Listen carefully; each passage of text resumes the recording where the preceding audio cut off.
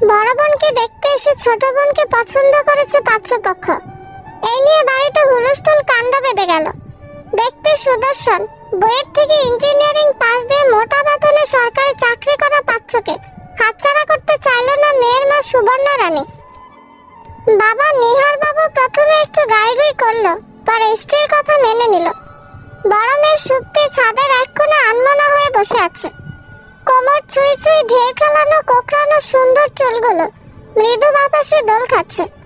বাসন্তী রঙা শাড়ির আঁচলখানা বড় অবহেলায় মাটিতে লুটিয়ে পড়েছে। টানা টানা মায়াবী চোখের কোণে বিন্দু বিন্দু জল জমেছে। চোখের জলের সাথে কাজল লেপটে গেছে। এতে যেন মায়া মায়া চেহারার সৌন্দর্য দ্বিগুণ বেড়ে গেছে। তুমি যতই শ্যামবর্ণ মায়াবী চেহারা নিয়ে জন্ম নাও না কেন, এই দেশের মানুষগুলো সুন্দরের পূজারী। এরা আসল সৌন্দর্য বলতে বোঝে গায়ের রং ধবধবে ফর্সা। সৌভাগ্যক্রমে ছোট বোন দীপ্তির গায়ের রং ধবধবে ফর্সা, নাকটা বোচা, চোখ দুটো ছোট ছোট, কাঁধ পর্যন্ত সিল্কি চুল। আজ দিদিকে দেখতে আসবে তাই মায়ের কথা মতো নিজের ঘরে লুকিয়েছিল দীপ্তি। কিন্তু শেষ রক্ষা হলো না। ছেলের মাসিমণি ঠিকই বাথরুমে যাওয়ার নাম করে চট করে দীপ্তির ঘরে ঢুকে পড়ল। তারপর দীপ্তিকে এটা সেটা প্রশ্ন করতে দীপ্তি ঘাবড়ে গিয়ে সব গড় গড় করে বলে দিল। ছেলের মাসিমণি দীপ্তির হাত টেনে ধরে বসার ঘরে নিয়ে আসতেই ছেলে মুগ্ধ হয়ে দীপ্তির দিকে অপলক তাকিয়ে রইল। ছেলের মাও সুপ্তিকে প্রশ্ন করা বাদ দিয়ে খুব আগ্রহ নিয়ে দীপ্তিকে পাশে বসিয়ে দিল। মুখে হাসি টেনে বলল, বাহ, ভারী মিষ্টি মেয়ে তো তুমি। তা মা, নাম কি তোমার?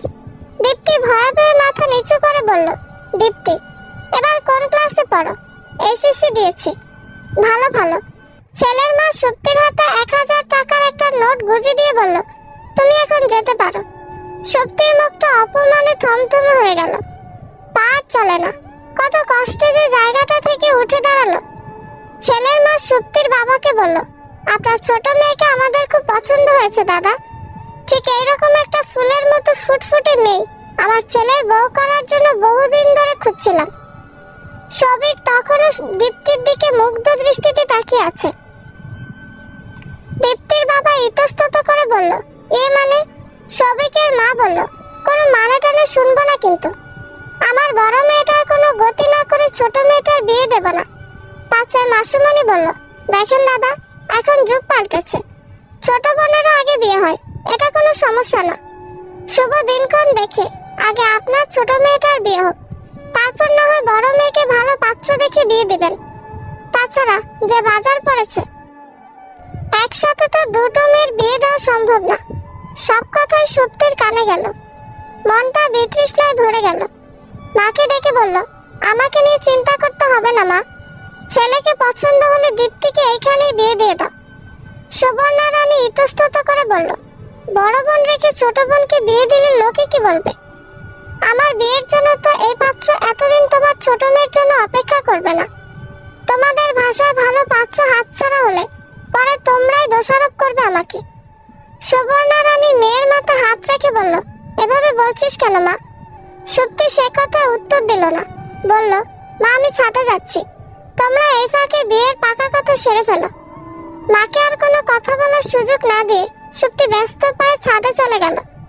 সবিকের মাসিমণি সবিকের মাকে ফিসফিস করে বলল, ভাগ্যিস আমি বাথরুমে যাওয়ার বাহানায় পুরো বাসাটা ঘুরে দেখেছিলাম, তা না হলে এত সুন্দর মেয়েটা হাতছাড়া হয়ে যেত। সবিকের মা সুমিত্রা বলল, এই বৈশাখী ভালো দিনক্ষণ দেখে আমি ওদের 4 হাত এক করে দিতে চাই দাদা। নিহার বাবু স্ত্রীর দিকে চোখ তুলে তাকালো।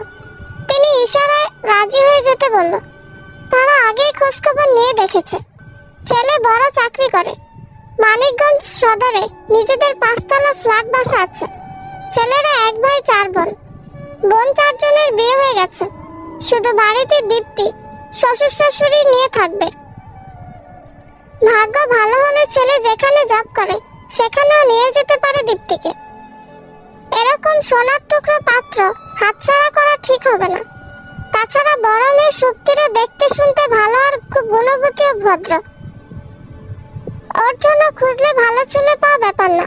আপাতত ছোট মেয়েটার বিয়ে হোক, পরে সময় করে বড় মেয়ের বিয়ে দেওয়া যাবে। পাত্রপক্ষ আশীর্বাদের দিনক্ষণ পাকা করে। দীপ্তির কপালে হলুদ ছুঁয়ে মিষ্টি মুখ করে চলে গেল। সুপ্তি ধীরে ধীরে ছাদ থেকে নেমে নিজের ঘরে চলে গেল।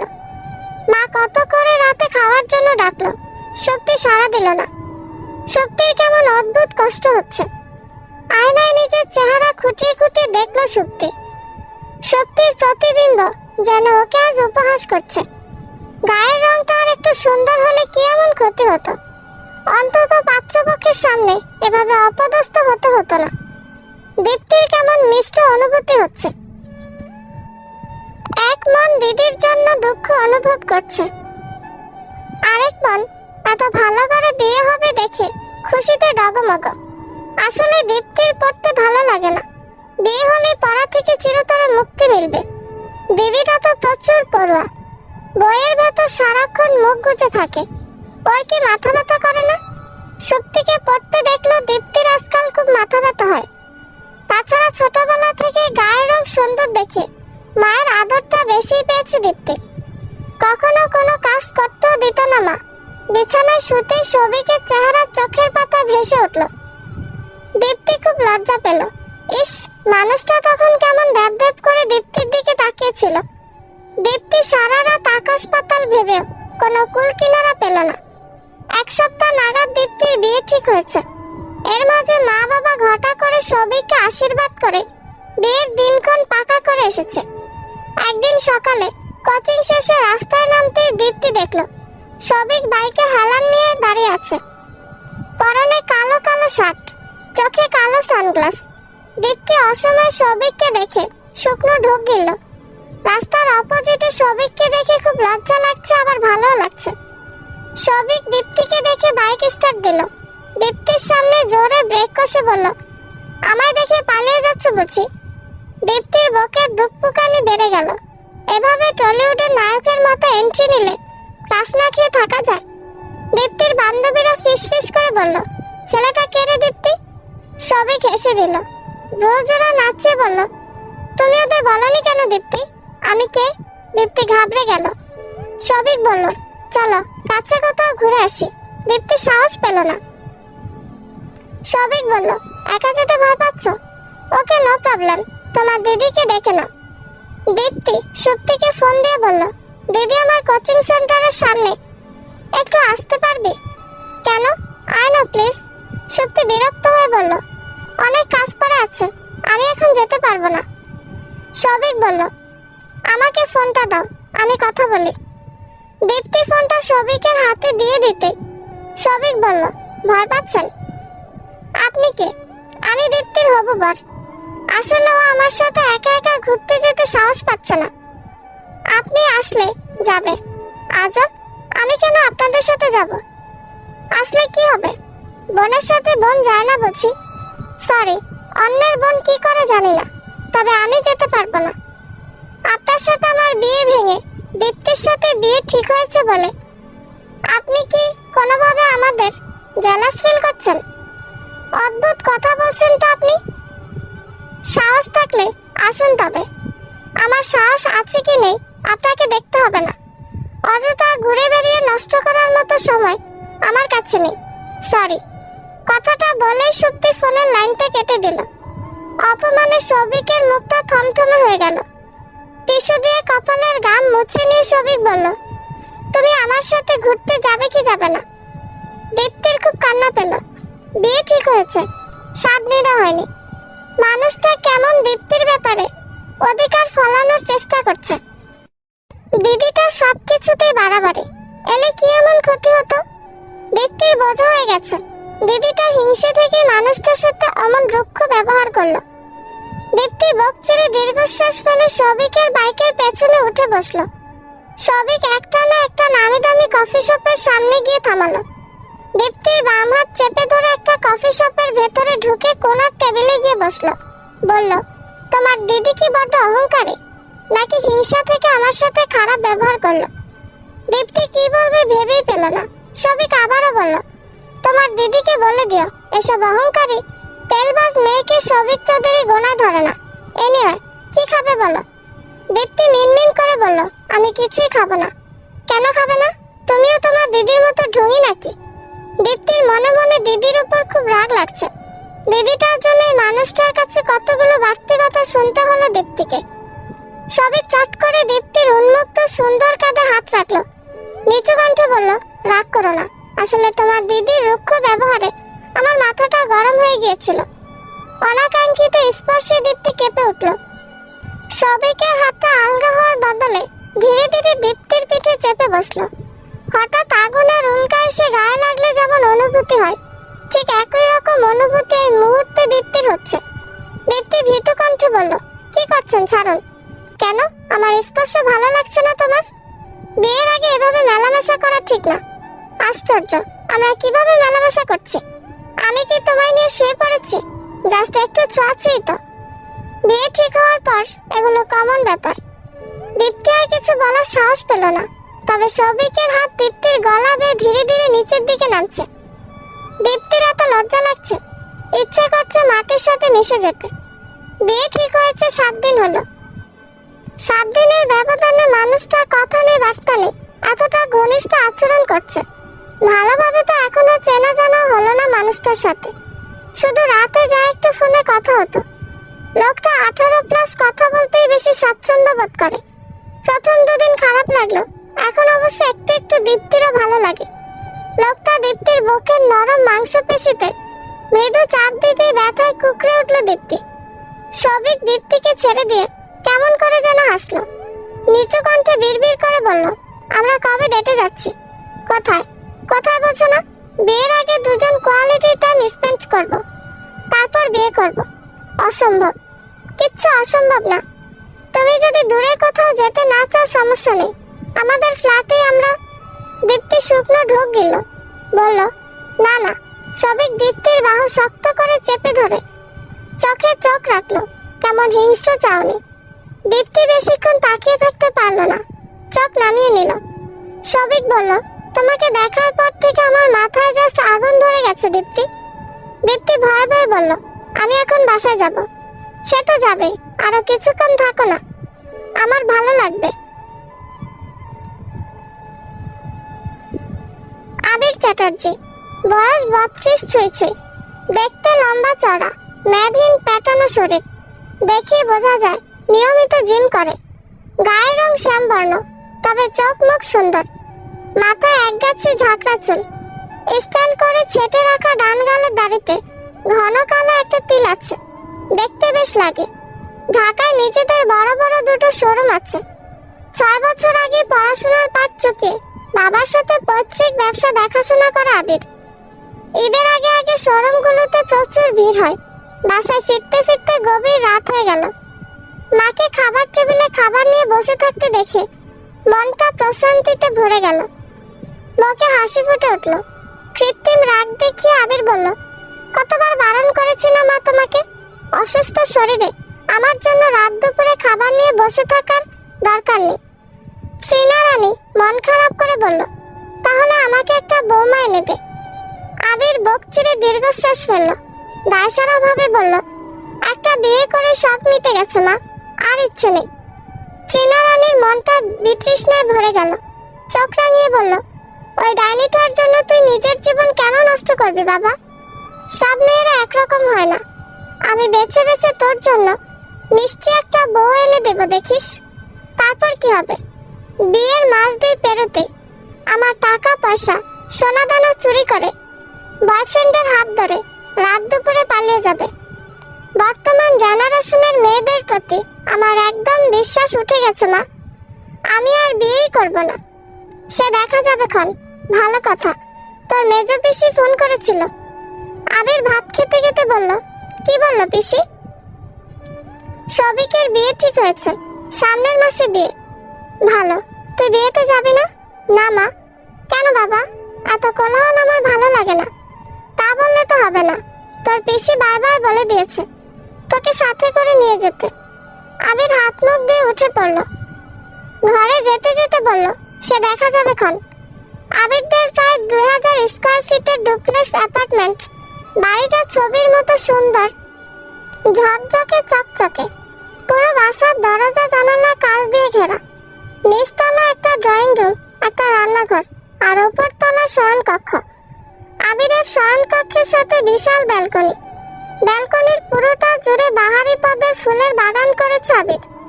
ফুল গাছের পাশে একটা টিয়া পাখির খাঁচা।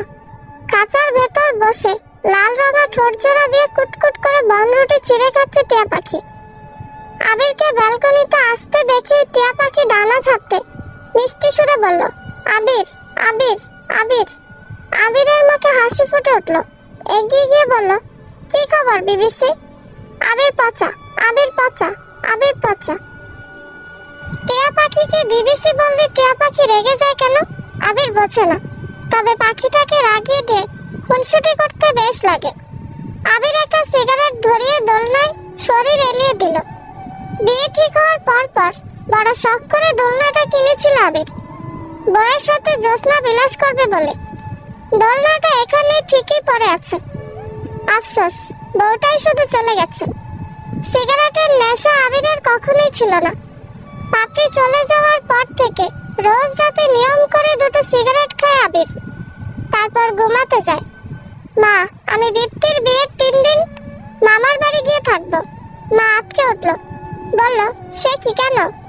সত্যি বিরক্ত হয়ে বলল, কেন তুমি বোঝো না? দীপ্তি পাশ থেকে বলল, পালিয়ে যেতে চাচ্ছিস দিদি? আশ্চর্য, পালাবো কেন? তাহলে আমার বিয়ের সময় তুই মামা বাড়ি যাবি কেন? এখন কি কাজ তোর ওখানে? সব কৈফিয়ত তোকে দিতে হবে নাকি? কেন সবসময় তুই আমাকে হিংসে করিস দিদি? আমার গায়ের রং ফর্সা বলে? শক্তির মনটা খারাপ হয়ে গেল। কৃত্রিম ঝাঁজ দেখিয়ে বলল, দীপ্তি, মুখ সামলে কথা বল। আমার জীবনের গুরুত্বপূর্ণ একটা মোমেন্টে তুই থাকবি না, এটা তো আমি কিছুতেই মেনে নেব না দিদি। তো কি করব? বড় বোন হয়ে ছোট বোনের বিয়েতে সংসারে ঘুরে বেড়াবো? প্লিজ দিদি, এখন যুগ পাল্টেছে। শক্তি দীর্ঘশ্বাস ফেলল। তার বোকাশোকা ছোট বোনটার ওপর শক্তির খুব রাগ হলো, কিন্তু প্রকাশ করলো না। সবিকে তাকানো, কথাবার্তা শক্তির ভালো লাগে না। কেমন উগ্র ব্যবহার। সবিক ছেলে হিসেবে কেমন? আদৌ ভালো করে খোঁজ খবর নিয়েছে নাকি কে জানে? নাকি শুধু শক্তিকে দেখলে অমন তুচ্ছ তাচ্ছিল্য করে। সবিকরা 5 জন বন্ধু মিলে বৃহস্পতিবার অফিস ছুটির পর দেবুর ফ্ল্যাটে মদের আসর বসিয়েছে। সবিক পরপর 3 প্যাক খেলো। দেবু গিটারে টুংটাং সুর তুলে বলল, তোর হবু বউয়ের কি খবর সবিক? টেস্ট করে দেখেছিস? সবিক মুখ খিচিয়ে বলল, ধ্যাত, ছুতে গেলে এমন ভাব করে যেন আমি জামাই না, ভাসুর লাগি। অসহ্য।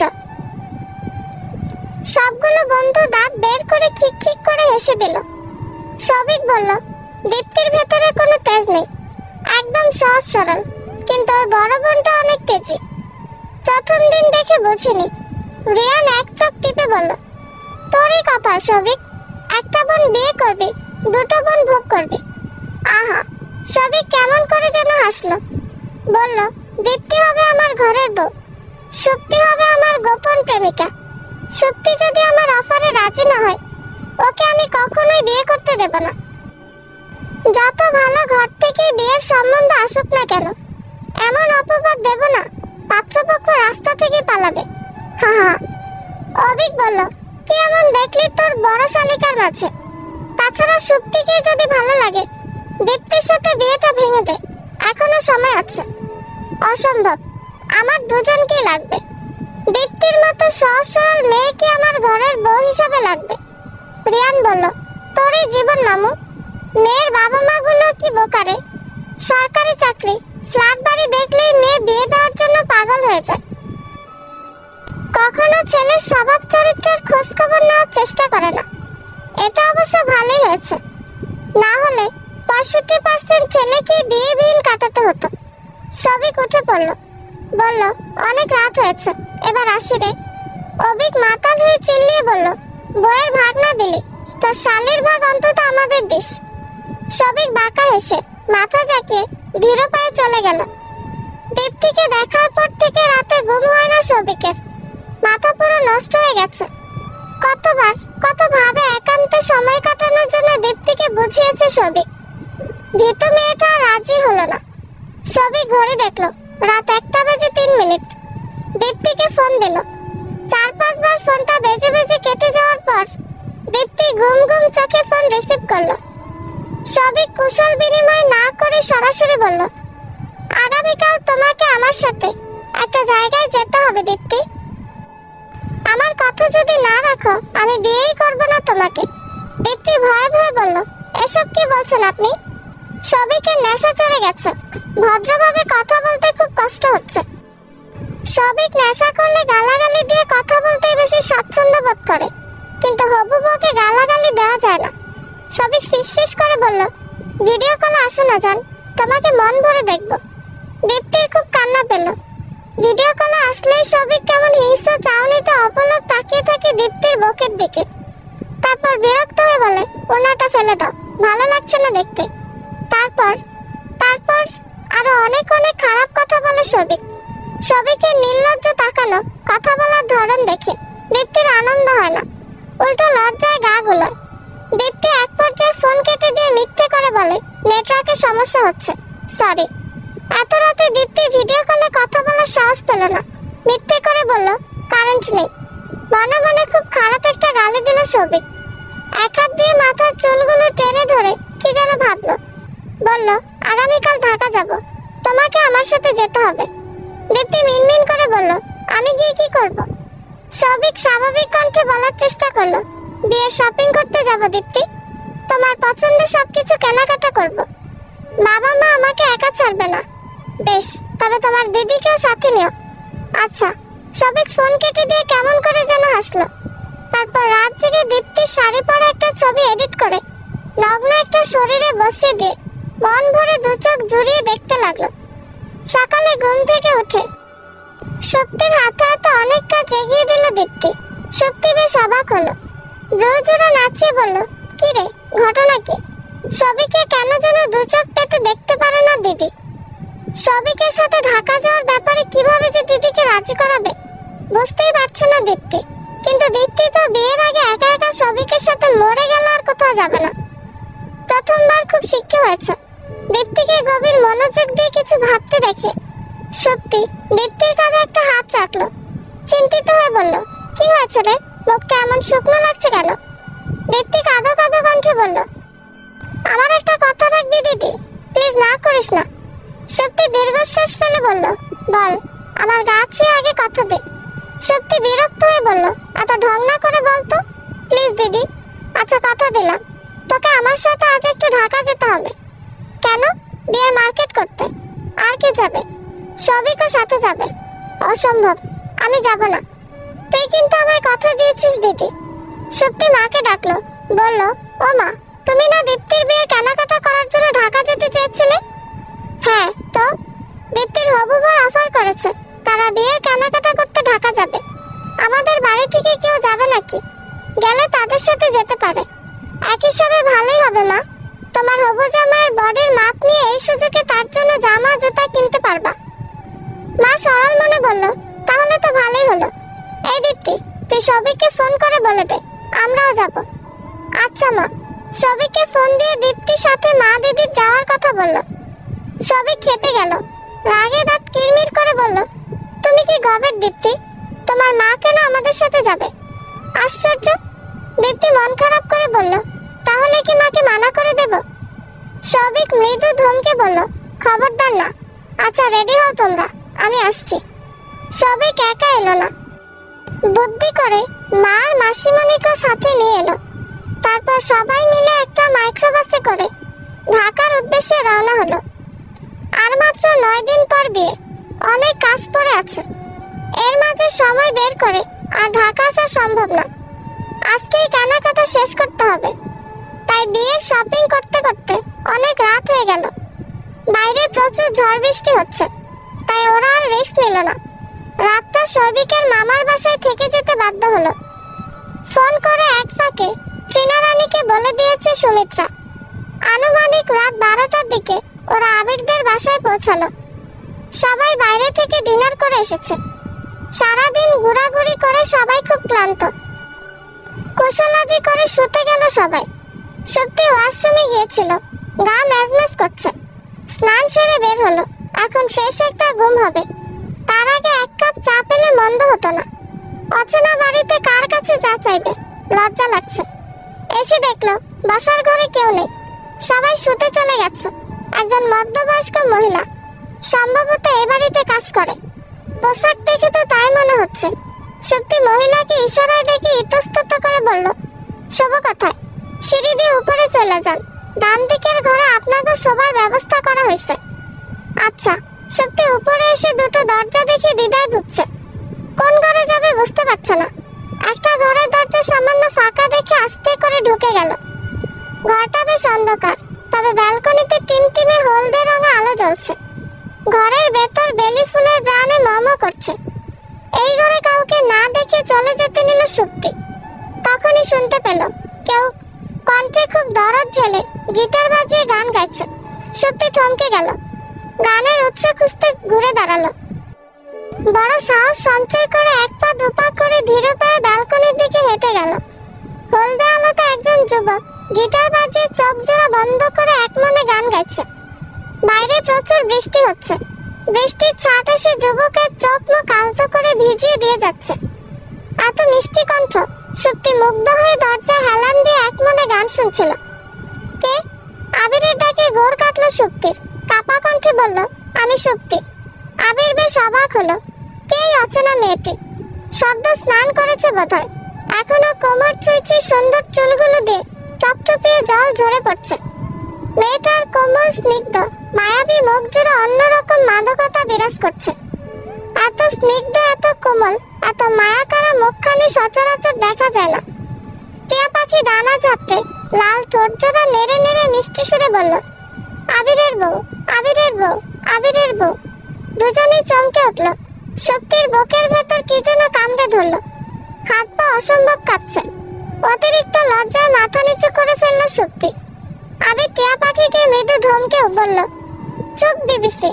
টিয়া পাখি ঠোঁট নেড়ে সুর করে বলল, আবির পচা, আবির পচা, আবির পচা। আবির সে কথায় পাত্তা দিল না। ঘরের লাইট জ্বালিয়ে দিয়ে বিনয়ের সুরে বলল, আপনি বোধহয় ভুল করে আমার ঘরে ঢুকে পড়েছেন। পাশের ঘরে অতিথিদের শুতে দেওয়া হয়েছে।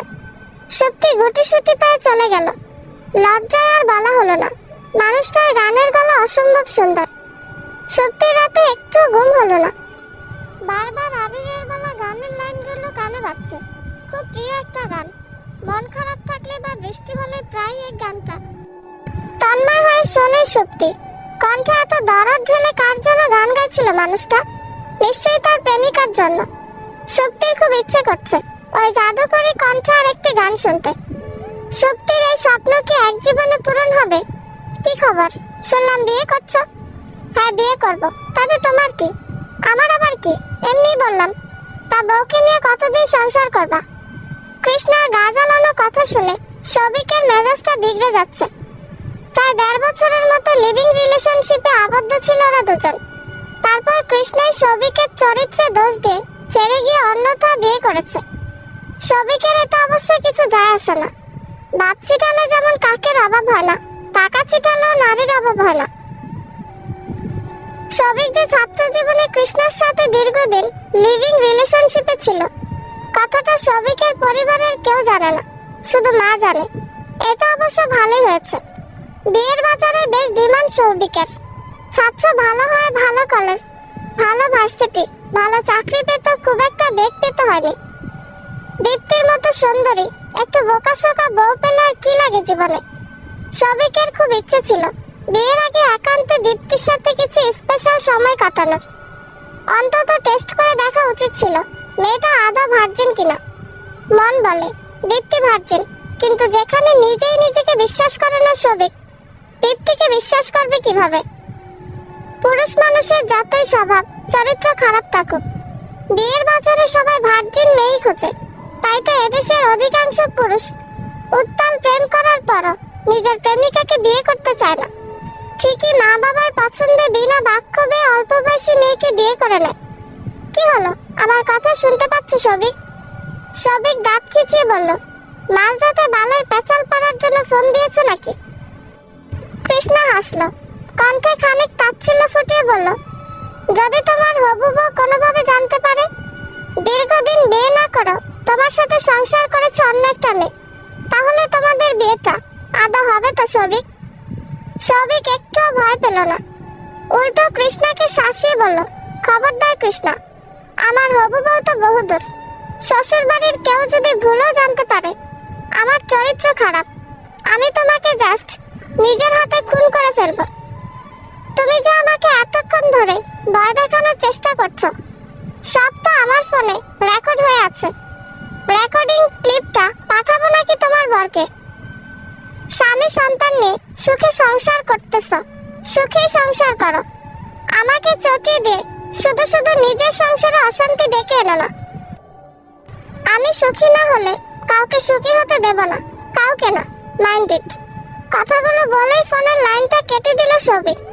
খুব ইচ্ছে ছিল আজ রাতে কিছু সময় দীপ্তির সাথে একান্তে কাটাতে, কিন্তু অসময়ে কৃষ্ণার ফোন কল পেয়ে সব ইচ্ছে মাটি হয়ে গেল।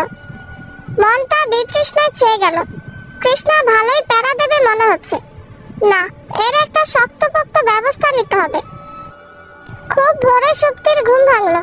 গতকাল রাতে ভেজা চুলে শুয়ে থাকার কারণে মাথাটা ভারবার লাগছে, কেমন গুমুট বাঁধা ব্যথাও করছে। এখন এক কাপ চা না খেলে চলবেই না। মাকেও ডাকতে ইচ্ছে করছে না।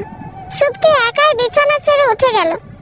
সিঁড়ি বেয়ে নিচে নেমে দেখলো একজন মহিলা রান্না করছে, আরেকজন কেটে কুটে দিচ্ছে। সম্ভবত দুজনই কাজের লোক। এই বাড়ির মানুষটা বোধহয় নিজের হাতে রান্না করে না, কি জানি বাবা। বড় লোকদের বড় বড় ব্যাপার। সুপ্তির তো মায়ের হাতের কিংবা নিজের হাতে রান্না করা খাবার না খেলে মুখেই রুচে না। সুপ্তি এগিয়ে গিয়ে বলল, আমি একটু চা খাবো। মাঝবয়সী মহিলা বলল, কি চা খাইবেন ম্যাডাম? আমি বানিয়ে দিই। সুপ্তি ইতস্তত করে বলল, কিছু মনে না করলে আমি বানিয়ে খাই। আচ্ছা, এদিকে আসেন ম্যাডাম, আমি বইলা দিতেছি কোথায় কি রাখা আছে। সুপ্তি একটা পাত্রে চায়ের জন্য জল গরম করতে দিল। তাতে আদা কুচি, সামান্য লেবু কুচি, অল্প একটু কালো জিরে, এক চিমটি নুন, পরিমাণ মতো চিনি দিয়ে জ্বালাতে লাগলো। পাশে দাঁড়ানো মহিলা বেশ অবাক হলো। বলল, কিছু মনে না করলে এই চাটা আরেকটু বেশি করে বানান ম্যাডাম। আসলে আবির দাদা ও গিন্নিমা এই চা খাইতে পছন্দ করে।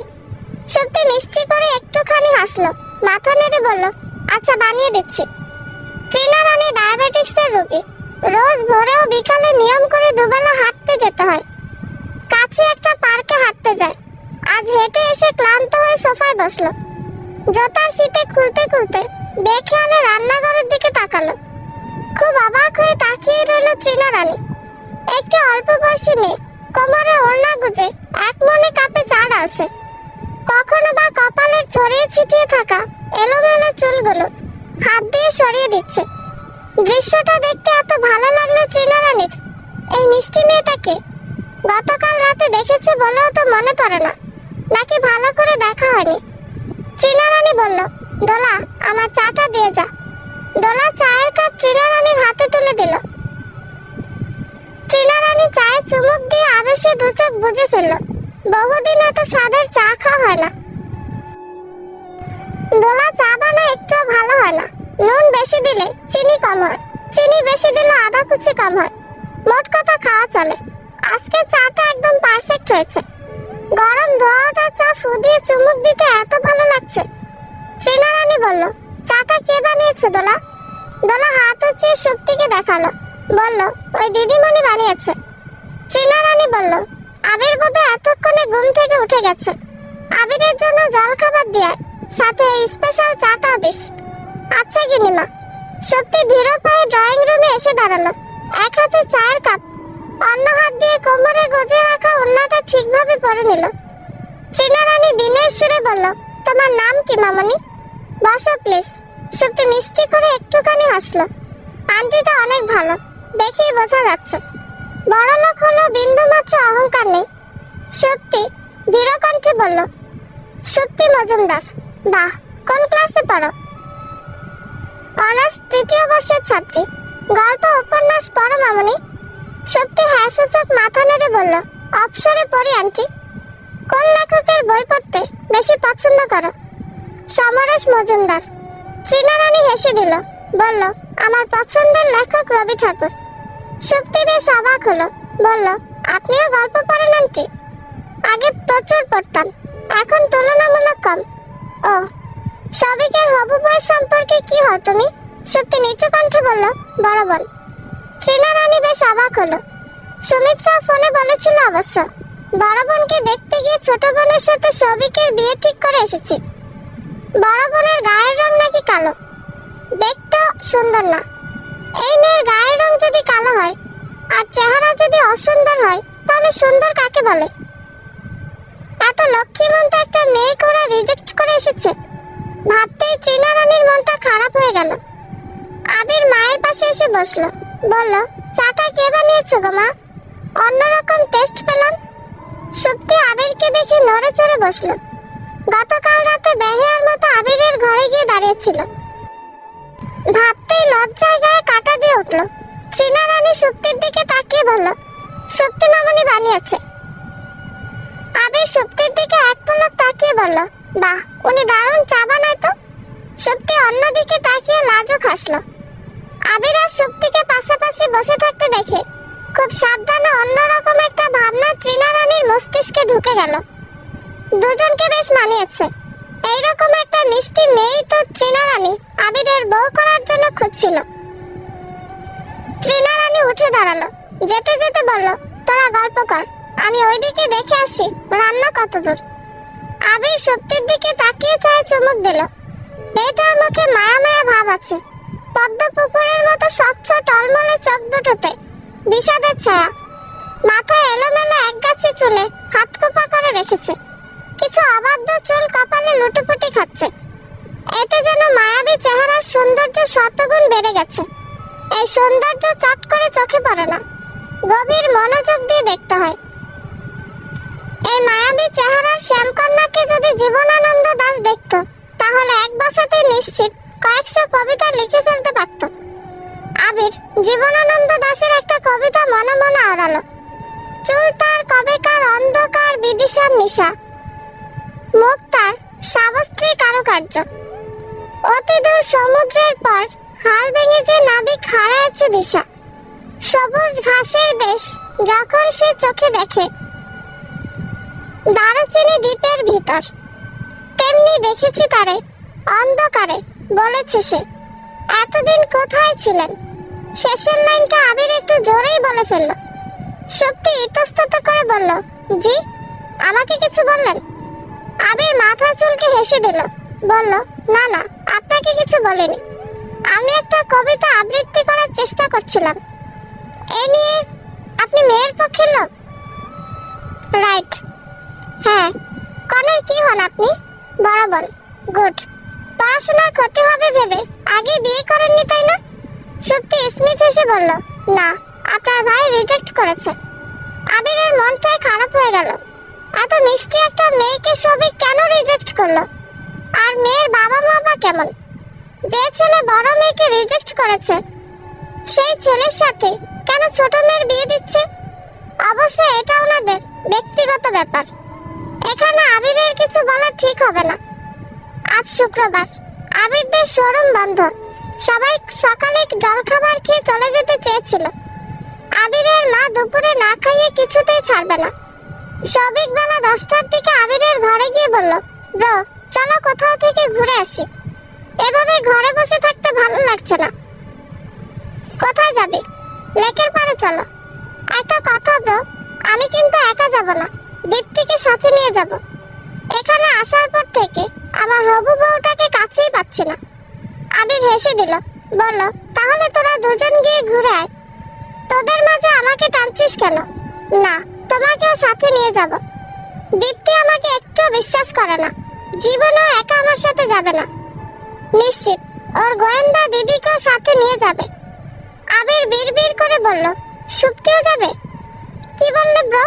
কিছু না, তুই যা, আমি রেডি হয়ে আসছি। আবির কালো কালারের শার্ট পরলো, সাথে ম্যাচ করে ডান হাতে ঘড়ি, চোখে রোদ চশমা পরে চুলগুলো হাত দিয়ে ঠিক করে নিল। তারপর গাড়ির চাবিটা হাতে নিয়ে রুম থেকে বেরিয়ে গেল। ততক্ষণে ওরাও চলে এসেছে। সত্যিকে দেখেই মনে হচ্ছে ওর একটু আসার ইচ্ছে ছিল না। ছোট বোনটা জোর করে নিয়ে এসেছে। কেমন ছোট বোন বড় বোনের হাত ধরে মুষ্টামুষ্টি করছে, যেন হাত ফসকে পালিয়ে না যেতে পারে। আবির বেখেয়ালে হেসে দিল। সত্যির পরনে টপের সাথে লং স্কার্ট, গলায় ওড়না পেঁচানো, মুখে কোনো প্রসাধনের ছোঁয়া নেই, চুলগুলো উঁচু করে বাঁধা, কপালের মাঝখানে একটা কালো টিপ। চুলগুলো ছেড়ে দিলে বোধহয় দেখতে আরো বেশি ভালো লাগতো। আবির গাড়িতে উঠে ড্রাইভিং সিটে বসলো। সবিক আবিরের পাশে বসলো। পেছনের সিটে দুই বোন বসলো। আবির একটু পরপরই লুকিং গ্লাসে সুপ্তিকে দেখছে। কখনো বা চোখে চোখ পড়ে গেলে লাজুক হেসে দ্রুত চোখ সরিয়ে নেয়। এদিক সেদিক তাকিয়ে ব্যর্থ হয়। আবারও অবাধ্য চোখ জোড়া সুপ্তির মুখ পানে চলে যায়। এই মেয়েটাকে ঠিকভাবে চেনাও না আবির, তারপরও তাকিয়ে থাকতে এত কেন ভালো লাগছে জানা নেই। ধানমন্ডি লেকের পাড়ে এসে সবিক দীপ্তির কাঁধ জড়িয়ে ধরে গল্প করতে করতে অন্য পাশে চলে গেল। আবির ধীর পায়ে সুপ্তির পাশাপাশি হাঁটছে। ঝিরি ঝিরি বাতাস বইছে। জলের ঢেউয়ের সাথে অজস্র ঝরে যাওয়া কৃষ্ণচূড়া ফুলের ভেসে বেড়ানো দেখে সুপ্তি মুগ্ধ দৃষ্টিতে তাকালো। আবির নিঃশ্বাস বন্ধ করে এক পলক সুপ্তির দিকে তাকালো। আজ যেন বাতাসে অন্যরকম মাদকতা বিরাজ করছে। বিড়বিড় করে বলল, অমন করে কি দেখছো মেয়ে? তুমি কি জানো ওই অবহেলে ঝরে যাওয়া কৃষ্ণচূড়া ফুলের চোখ শতগুণ সুন্দর তুমি? দূর থেকে আবিরের সাথে সুপ্তিকে হেসে হেসে কথা বলতে দেখে সবিকের কেমন যেন লাগলো। সবিক আর একটু গভীরভাবে ওদের দিকে তাকালো এবং একই সাথে খেয়াল করলো সুপ্তির মুখখানি মায়াকাড়া, অসম্ভব সুন্দর চোখ মুখ। এত নিখুঁত মিষ্টি চেহারার মেয়ে সচরাচর দেখা যায় না। আশ্চর্য, সুপ্তির সুপ্ত সৌন্দর্য সবিক আগে কেন খেয়াল করেনি? সবিকের বুকের ভেতর খুব সাবধানে কি যেন ওলটপালট হয়ে গেল। মাথা ফাঁকা ফাঁকা লাগছে।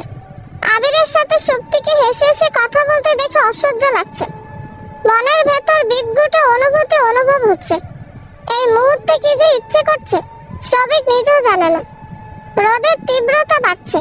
সুপ্তির স্নিগ্ধ কোমল মায়াবী শ্যামবর্ণ মুখ জুড়ে বিন্দু বিন্দু ঘামের কণা জমেছে। কখনো বা সুপ্তি বিরক্ত হয়ে ডান হাতের উল্টো পিঠ দিয়ে নাকের ডগার ঘামটুকু মুছে নিচ্ছে। এত কাছ থেকে সেই দৃশ্য দেখে খুব সাবধানে আবিরের বুকের ভেতর কি যেন কামড়ে ধরলো। একজন অবিবাহিত মেয়েকে নিয়ে এসব ভাবা একদম ঠিক না। আবির বেশ বুঝতে পারছে, কিন্তু অবুঝ মনকে সামনে রাখার সাধ্য কার? মন ও মস্তিষ্কের নীরব যুক্তি তর্কে বারবার মস্তিষ্কের পরাজয় হচ্ছে। পরিণত বয়সে সেই পরাজয় কিছুতেই মেনে নিতে পারছে না আবির। বাসায় যাব কখন আমরা? সুপ্তি আবিরের দিকে এক পলক তাকিয়ে প্রশ্ন করলো। আবির চোখ তুলে তাকাতে এই প্রথম চার চোখের মিলন হলো এবং একই সাথে খেয়াল করলো সুপ্তির দৃষ্টিতে কিছু একটা বিশেষত্ব আছে। ওই গভীর দৃষ্টিতে বেশিক্ষণ তাকিয়ে থাকা যায় না। কেমন চোখের কোণে জল জমে গেল। আবির অন্যদিকে তাকিয়ে বড় করে দম ছাড়লো। বলল, এই তো সবিককে ডাকতে হলো না। দীপ্তিকে নিয়ে চলে এলো। বলল, চলো ব্রো, বাড়ি যাব। আবির বলল, কিছু খাবি না? সবিক দায়সারা ভাবে বলল, না, একবারে ভাত খেয়ে রওনা হব। ওরা চলে গেলে তো সুপ্তিও চলে যাবে।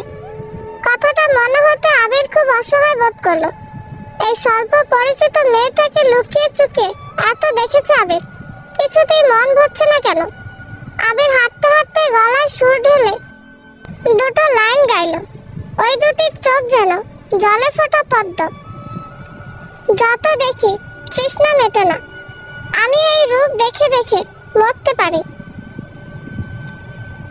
তেমনও পারি ওগো বাঁচতে। কত যে তোমাকে বেশিছি ভালো, সে কথা তুমি যদি জানতে। সবিকের মনটা বিতৃষ্ণায় ভরে গেল। সদ্য প্রেমে পড়লে যেমন চোখ মুখে রঙিন কিংবা লাজুক আভা ফোটে, আবিরের চোখ মুখে সুপ্তিকে দেখার পর থেকে একই রকম লালচে আভা ফুটেছে। একজন ছেলে হয়ে আরেকজন ছেলের এই দৃষ্টি চট করে সবিকের চোখে ধরা পড়ল। এই মুহূর্তে এত বাজে অনুভূতি হচ্ছে, ইচ্ছে করছে সবকিছু লন্ডভন্ড করে দিতে। পৃথিবীতে কি মেয়ের অভাব পড়েছে?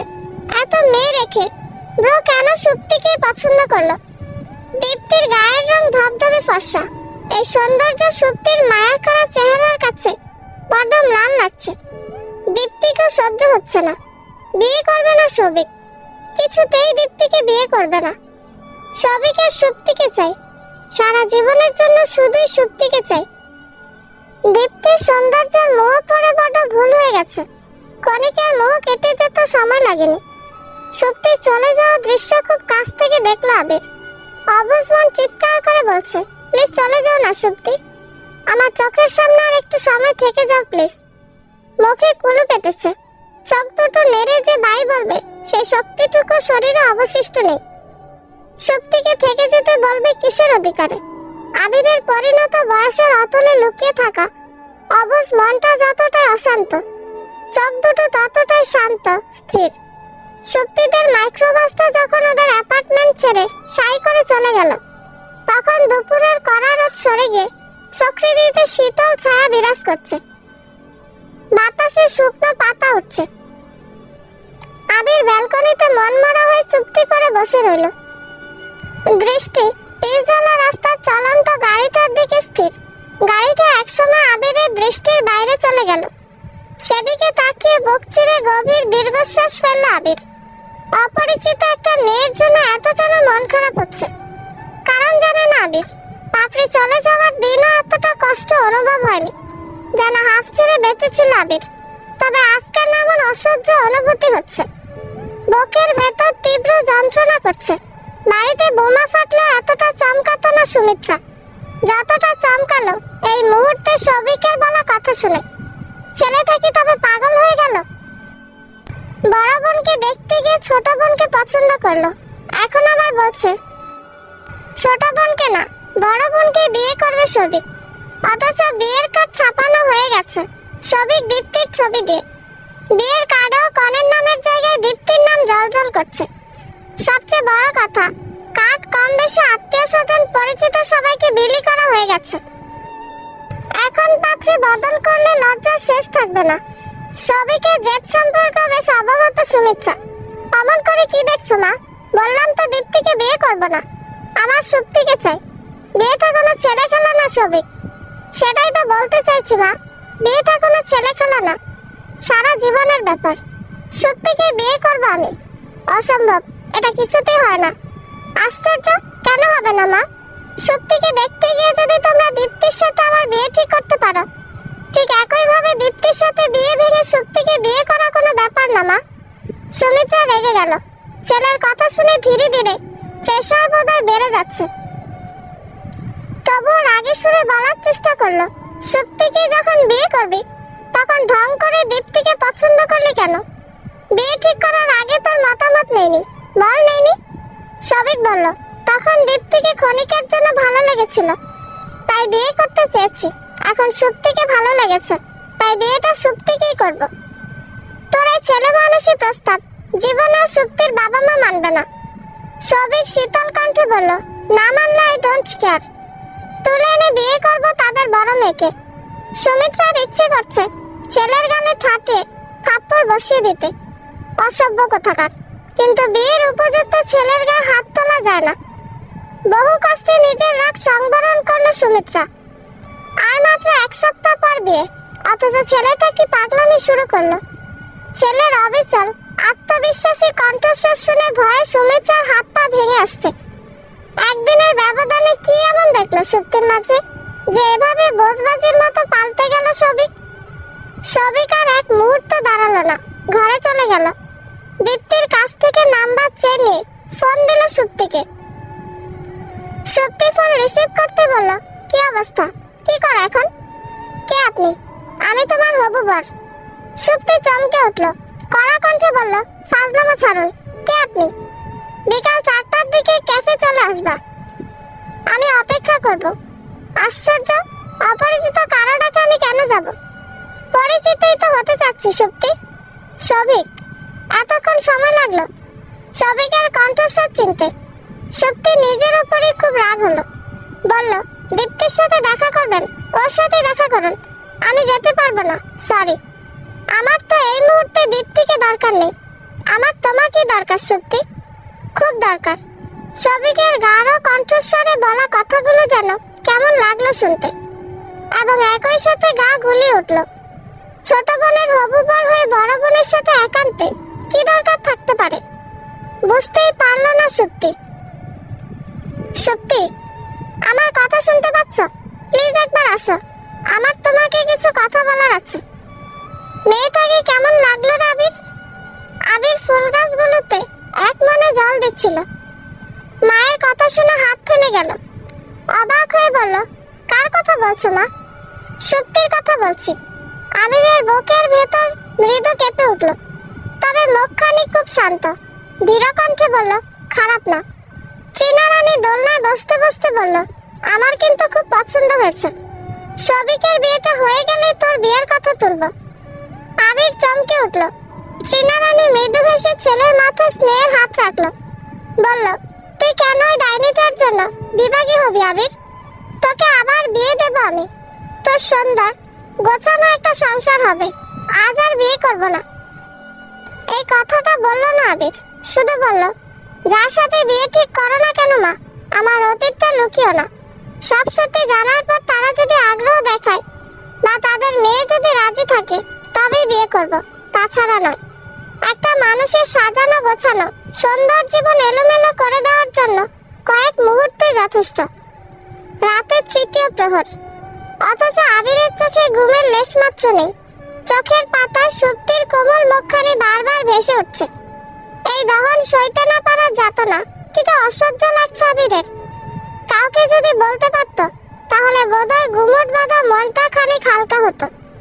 নিজের ভাঙাচোরা মনের ভেতর নতুন অনুভূতি জাগানো গল্প কাকে বলবে আবির? আর মাত্র এক সপ্তাহ, তারপর তারপর আবার ক্ষণিকের জন্য দেখা হবে সুপ্তির সাথে, হয়তো কথা হবে। এই ভাবনাটা মনে আসতে অন্যরকম ভালো লাগায় শরীর মন সতেজ হয়ে গেল। সবিক ক্যাফে ঢুকে বারংবার সুপ্তিকে ফোন দিল। ঘাটতারা মেয়েটা ভুলেও ফোন রিসিভ করলো না। 1 ঘন্টার মতো বসে থেকে ব্যর্থ হয়ে বাড়ি চলে গেল সবিক। সুপ্তির উপর রাগ করে পুরো একটা দিন না খেয়ে থাকলো সবিক। বাবা ডাকছে, ঘুম আসছে না, তবুও বিছানা ছেড়ে উঠতে ইচ্ছে করলো না। আরো মিনিট 10 বিছানায় গড়াগড়ি পেরে তারপর ফ্রেশ হয়ে বাবার ঘরে গেল। সবিকের বাবা সুফল বাবু ছিলেন একটা সরকারি ব্যাংকের ম্যানেজার। দীর্ঘদিন চাকরি করে গত বছর অবসরে গেছেন, তবে স্বভাবে বেশ রাগী ও বদমেজাজি। বাবাকে যা একটু ভয় পায় সবিক। চেহারা মায়ের মতো হলে কি হবে, রাগ জেদ বাবার মতোই হয়েছে। আমাকে ডাকছিলে বাবা? ভদ্রলোক রাতে ভাত খেয়ে 10 মিনিট সবার ঘরে হাঁটাহাঁটি করে। সবিককে দেখে বিছানায় বসলো। চোখের চশমাটা ঠিকভাবে পরে নিয়ে রাশভারী কণ্ঠে বলল, ঘরে এসে বসো। সবিক মায়ের দিকে এক পলক আগুন চোখে তাকালো, তারপর গুটি গুটি পায়ে ঘরে এসে বাবার মুখোমুখি বসলো। বাবা বলল, শুনলাম তুমি নাকি মত পাল্টেছ। সবিক মাথা নিচু করে ফেলল, বলল, ঠিকই শুনেছ। তোমার কাছ থেকে এটা আমি মোটেও আশা করিনি সবিক। কিন্তু বাবা, ভদ্রলোক রাশভারী কণ্ঠে বলল, আগে আমার কথা শোনো সবিক। যদি ইচ্ছে হয় দীপ্তিকে বিয়ে করবে, আর না হলে আমরা বিয়ে ভেঙে দেব। এভাবে বারবার লোক হাসানোর কোনো মানে হয় না। সবিক বলার চেষ্টা করলো, বাবা আমার কথাটা শোনো প্লিজ। সারা রাত সময় নাও, যত খুশি ভাবো, সিদ্ধান্ত সকালে জানালে হবে। এবার যেতে পারো। সবিক মায়ের কাছে গিয়ে চাপা কণ্ঠে শাসিয়ে বলল, কাজটা তুমি ঠিক করলে না মা, এর খেসারত তোমাদের সবাইকে দিতে হবে। সুপ্তির মায়াবী চেহারা সবিকের মাথায় গেঁথে আছে। মাথা থেকে শত চেষ্টা করো কিছুতেই সরাতে পারছে না সুপ্তিকে। অমন করে হাসতে কে বলেছিল? ওই স্নিগ্ধ হাসির প্রেমে পড়েই তো সবিকের সর্বনাশ হয়ে গেল। সারা রাত ভেবেও কোনো কুল কিনারা পেল না সবিক। সুপ্তির যে আত্মসম্মান বোধ, জীবনেও সবিকের প্রস্তাবে রাজি হবে না। অন্যদিকে দীপ্তিকে বিয়ে না করলে বাবার সম্মানহানি হবে। বাবা কিছুতেই মেনে নিতে পারবে না। সবিক অনেক ভেবে সিদ্ধান্ত নিল, দীপ্তিকে বিয়ে করবে সবিক। এতে করে সুপ্তিকে মনে চাইলেই দেখতে পারবে, কথা বলতে পারবে, কারণে অকারণে ছুতেও পারবে। এবং কোনোভাবে সুপ্তিকে যদি কথার মার পেঁচে ফেলে দুর্বল করে প্রেমে ফেলতে পারে, তাহলে ঠিকই সুপ্তিকে নিয়ে পালিয়ে যাবে। এমন তো অহরহ ঘটছে। দীপ্তির বিয়ের দিন সুপ্তি মামা বাড়ি চলে যেতে চাইল। দীপ্তি কিছুতেই যেতে দিল না, জোর জবরদস্তি করে দিদিকে আটকে রাখলো। সুপ্তির এই বিয়েতে থাকতে অসহ্য লাগছে। সবাই সুপ্তিকে দেখে ফিসফিস করে বলছে, বড় বোনকে রেখে ছোট বোনকে বিয়ে দিল কেন? কোনো ঘাপলা আছে নাকি? দীপ্তির উপরও রাগ হচ্ছে খুব। তার এই বোকা বোনটা সারাক্ষণ ফ্যান্টাসিতে ভোগে, বাস্তবতা এখনো স্পর্শ করেনি। তাই হয়তো সুপ্তির মনটা বুঝলো না। বোকা জেদ করে ঠিকই বোনকে আটকে রাখলো। সুপ্তি মামা বাড়ি চলে গেলে নাকি? দীপ্তি বিয়ের পিড়িতে বসবে না, এটা কোনো কথা হলো? পার্লারের লোকেরা সময় নিয়ে দীপ্তিকে বউ সাজিয়ে দিল। দীপ্তির জোরাজোরিতে সুপ্তিকেও সাজতে হলো। একটা খুব সুন্দর কারুকাজ করা গাঢ় মেরুন রঙা জামদানি শাড়ি পরলো সুপ্তি। কোমর ছুঁই ছুঁই লম্বা চুলগুলো ছেড়ে দাও, তাতে ক্লিপ দিয়ে 3টে কাঠগোলাপ গুজে দিয়েছে।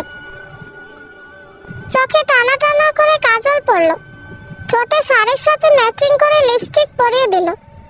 এতটুকু সাজেই কি যে সুন্দর লাগছে দেখতে, একদম দু চোখ জুড়িয়ে যায়। বাইরে শোরগোল শোনা যাচ্ছে, সম্ভবত বর এসেছে। সুপ্তি এগিয়ে গেল না, এত কোলাহল ভালো লাগছে না। ধীরে ধীরে ছাদে উঠে গেল। ছাদের কার্নিশে দাঁড়িয়ে বরযাত্রীদের হই হট্টগোল গভীর মনোযোগ দিয়ে দেখতে লাগলো। আশ্চর্যজনক ভাবে দুই ভাই আতিপাতি করে খুঁজলো সুপ্তিকে। আফসোস, দেখা মিলল না। আবির সুপ্তিকে এক পলক মন ভরে দু চোখ জুড়িয়ে দেখার জন্য এতদূর ছুটে এসেছে, এত খুঁজেও কোথাও পেল না। ক্লান্ত হয়ে সিঁড়ি বেয়ে ছাদে উঠল আবির। এখন একটা সিগারেট না খেলে চলবেই না। ছাদটা গুটগুটে অন্ধকার, মেঘলা আকাশ, যে কোনো সময় ঝুম বৃষ্টি নামবে।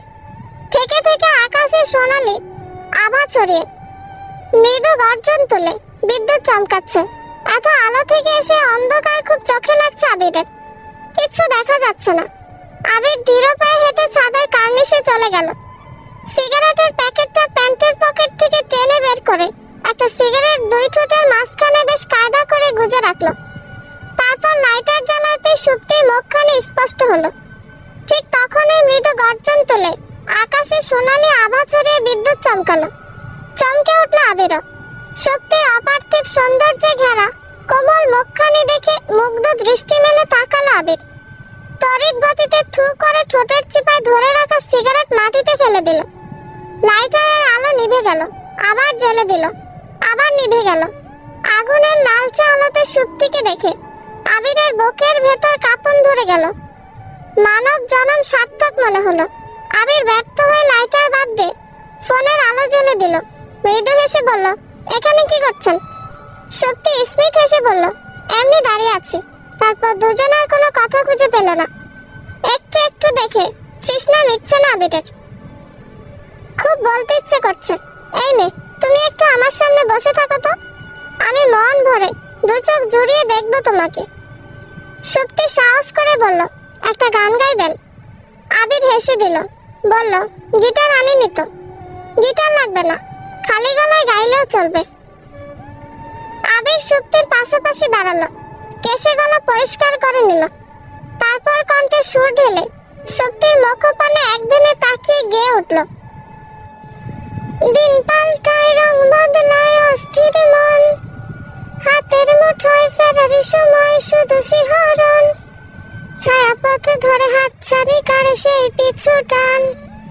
কার কথা মনে পড়ে, কার কথা মনে পড়ে, রাত জাগা পাখি যায় ডেকে যায় দীর্ঘশ্বাস, জোনাকিরা জলে গাছের পাতায় আলোর আভাস, পাশে পড়ে থাকা কবিতার খাতা মিলছে আকাশ, কলমের রং গুরু গুরু হয়ে স্তব্ধ বাতাস, ঝড় বয়ে গেছে পড়ে আছে শুধু ছেঁড়া মাস্তুল, ফিকে হয়ে যাওয়া কুয়াশার পিছু কি দেয় ভুল, ছেঁড়া কবিতার পাতাগুলো সব আধা অক্ষর, হৃদয়ের কোণে ভালোবাসার শেষ স্বাক্ষর। সুপ্তি আবেশে বোধ হয়ে রইল।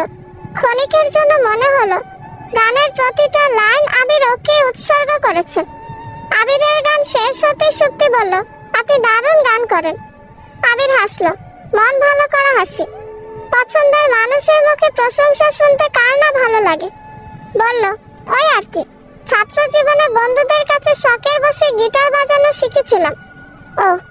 আবির ইতস্তত করে বলল, এখানে একা একা কি করছেন? এমনি দাঁড়িয়ে আছি। নিচে যাবেন না? সুপ্তি উদাস হয়ে বলল, যেতে ইচ্ছে করছে না। কেন? সুপ্তি উত্তর দিল না। দূর আকাশে দু একটা তারা মিটিমিটি করে জ্বলছে। আকাশ পানে গভীর দৃষ্টি মেলে তাকালো সুপ্তি। আবির বোধহয় বুঝতে পারলো সুপ্তির গা থেকে মিষ্টি মেলি স্মেল নাকে এসে লাগছে।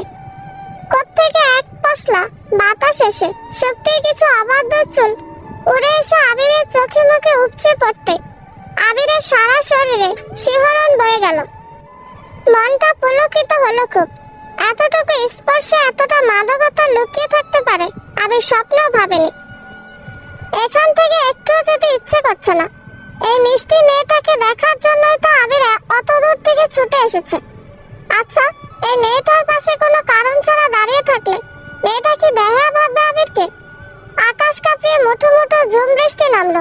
ওরা দুজন ছাদের কার্নিশ থেকে বড় বড় পা ফেলে চিলেকোঠার ঘরে যেতে যেতে অনেকটা ভিজে গেল। আবির কি মনে করে চলে যেতে নিল। সুপ্তি নিচু কণ্ঠে বলল, বৃষ্টি একটু কমুক, তারপর না হয় যাবেন। আবিরের পা দুটো থেমে গেল। একটা চেয়ার পেতে বসলো। ফোনের লাইট জ্বেলে দিল। বড় বড় বাস পড়ছে। সুপ্তি গুটিসুটি মেরে এক কোণে জড়সড় হয়ে বসে আছে। চুল থেকে বিন্দু বিন্দু জলের কণা চুইয়ে চুইয়ে পড়ছে। সেদিকে চোরা চোখে তাকিয়ে আবির মোহাচ্ছন্ন হয়ে গেল। বুকের ভেতর শিরশির অনুভূতি, অস্থির মন, বেকুল হৃদয়। এই ঝুম বৃষ্টির দিনে পছন্দের মানুষের সাথে একাকী থাকার মতো ভয়ঙ্কর ব্যাপার আর দ্বিতীয়টি হয় না। সুপ্তিকে দেখে মনে কোনো রকম নিষিদ্ধ ইচ্ছে যেন না জাগে। সেই ভয়ে গুটিয়ে গেল আবির।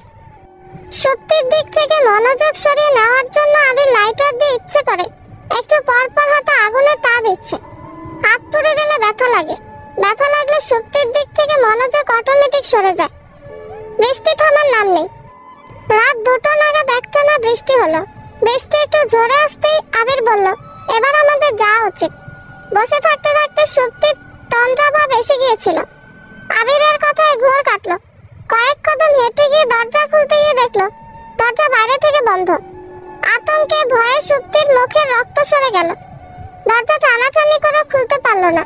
হতাশে দু হাতে মুখ ঢেকে ঝরঝর করে কেঁদে দিল সুপ্তি। মুখটা শুকিয়ে পাংশু বর্ণ হয়ে গেছে। সুপ্তিকে বেসামাল হয়ে কাঁদতে দেখে আবির খুব অসহায় বোধ করলো। ভেতরে ভেতরে ক্ষয়ে গেল ছেলেটা। আবিরও এগিয়ে গিয়ে দরজা অনেকক্ষণ ধাক্কাধাক্কি করলো। কিছুতেই খুলতে পারল না। সুপ্তি কাঁদতে কাঁদতে হতভম্ব হয়ে বলল, কেউ ইচ্ছে করে এই কাজটা করেছে। আগামীকাল সকালে আপনার সাথে এক ঘরে আমাকে যদি কেউ দেখে ফেলে তখন কি হবে একবারও ভেবেছেন? আবিরের মুখটা শুকিয়ে গেল।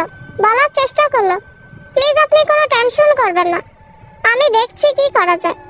সত্যি নিজের চুল টেনে ধরে গাঢ় অথচ দৃঢ় কণ্ঠে বলল, আমার গায়ে যদি এক ফোঁটা কলঙ্কের দাগ লাগে এত বড় অপমান আমি কিছুতেই সহ্য করতে পারবো না। আমার জন্য আমার বাবা মাকেও ছোট হতে দেখতে পারবো না। আমি ঠিকই একটা না একটা অঘটন ঘটিয়ে ফেলবো। আবিরের বুকের রক্ত ছলকে উঠল। এইমাত্র কি বললো মেয়েটা? আবিরের জন্য সত্যি অঘটন ঘটিয়ে ফেলবে? এত বড় কথাটা এত অকপটে বলতে পারলো সুপ্তি? ও কি জানে আবিরের বুকের 2 ইঞ্চি গভীরে একটা কোমল হৃদয় আছে। সেই হৃদয়ে তুমুল ঝড় উঠেছে। সুপ্তিকে হাপুস নয়নে কাঁদতে দেখে বেসামাল হয়ে গেল আবির। মাথা ফাঁকা ফাঁকা লাগছে। শুধুমাত্র আবিরের জন্য সুপ্তির গায়ে কলঙ্কের দাগ লাগুক আবির স্বপ্নেও ভাবতে পারে না। কিছু একটা করতে হবে, কিন্তু কি করবে আবির? ভেবে ভেবে পাগল হয়ে যাবার জোগাড় হয়েছে। মস্তিষ্ক সুস্থভাবে কাজ করছে না। কারেন্ট নেই, ঘরটা গুটগুটে অন্ধকার। আবির প্রাণপণে শান্ত থাকার চেষ্টা করলো। ফোনের লাইট জ্বেলে দিয়ে সারা ঘরে এক পলক চোখ বুলিয়ে নিল আবির। একটা পরিত্যক্ত আলমারির পেছনে একটা জানালা দেখা যাচ্ছে। আবির এগিয়ে গেল, আলমারিটা ঠেলে সরালো। থাই গ্লাসের জানালা খুলে দিতেই দেখলো জানালায় কোনো গ্রিল দেওয়া নেই।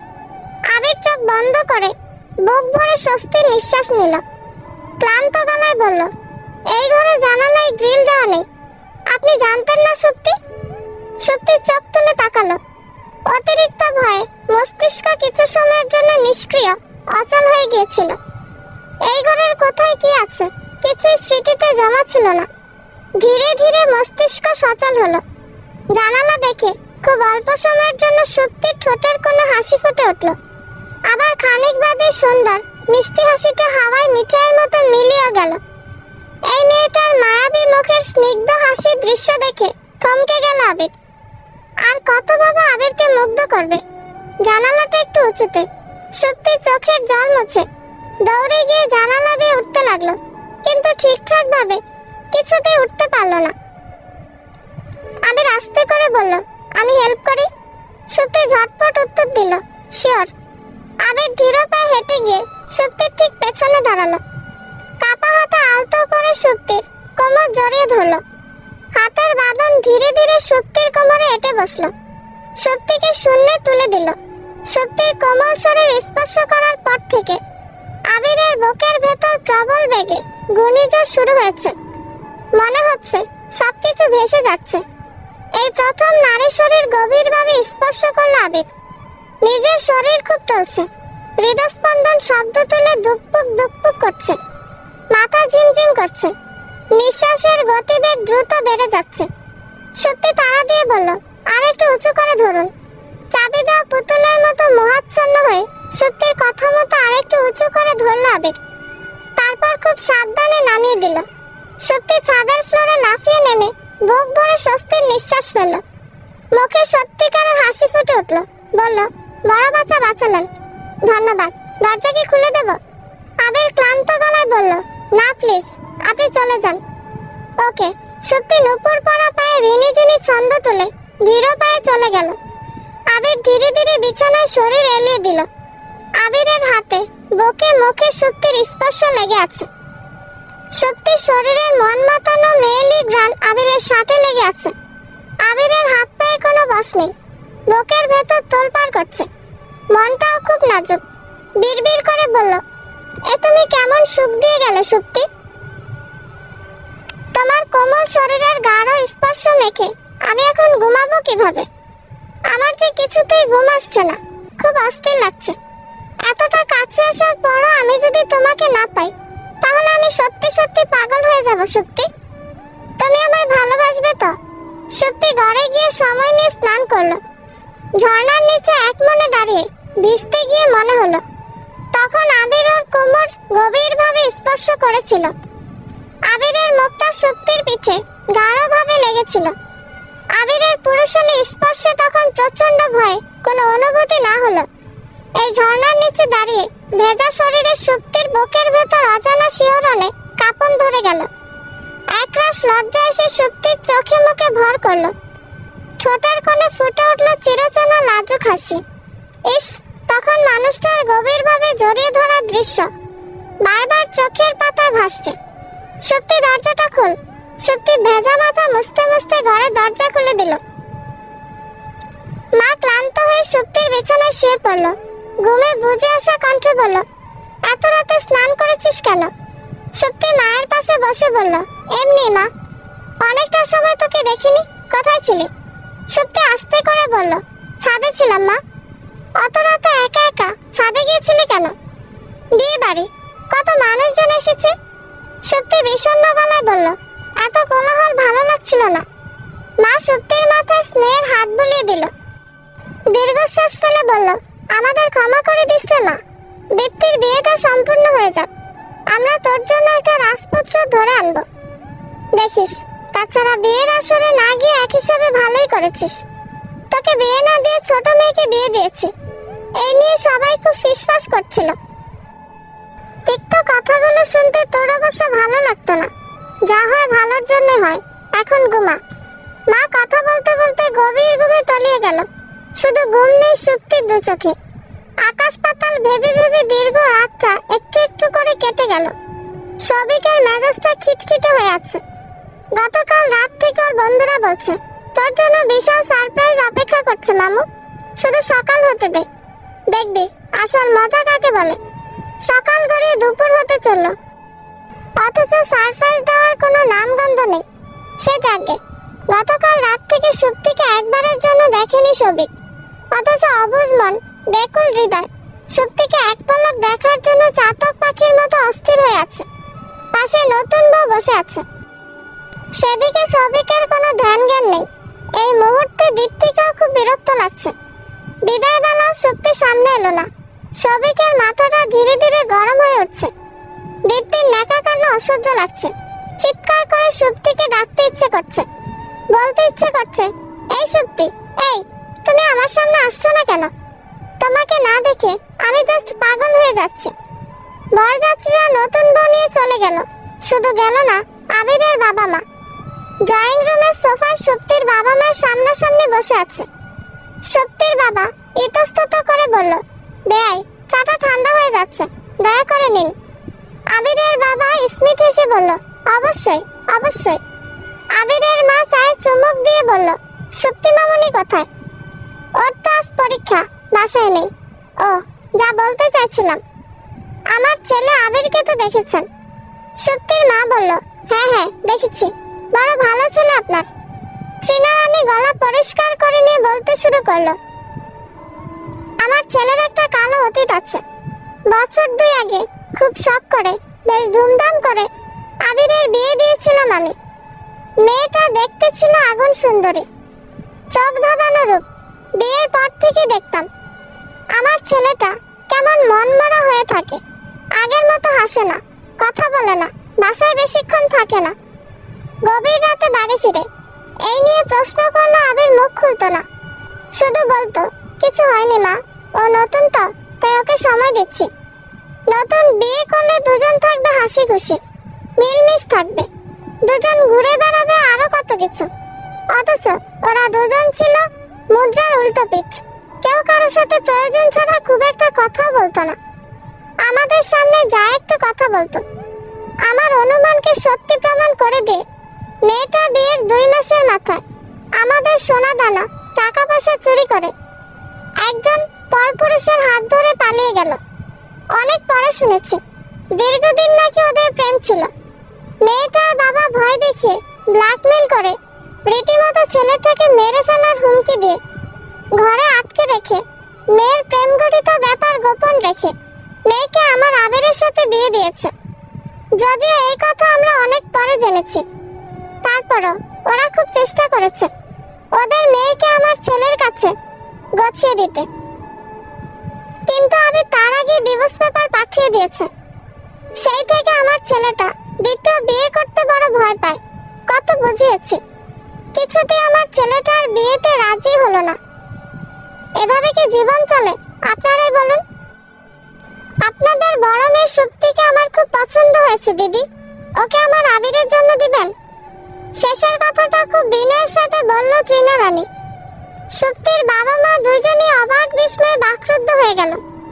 তারা মনস্থির করেছিল দীপ্তির বিয়ের পরপরই সুপ্তিকে ভালো পাত্র দেখে বিয়ে দিয়ে দেবে, কিন্তু এত তাড়াতাড়ি সুপাত্র পেয়ে যাবে স্বপ্নও ভাবেনি। সবিকের কাজের জায়গায় খোঁজ নিতে গিয়ে আগেই জেনেছে সবিকের মামার বিশাল অবস্থা। ঢাকায় বাড়ি গাড়ি বড় বড় 2টো শোরুম আছে। সবিকদের থেকেও অবস্থা সম্পূর্ণ তারা।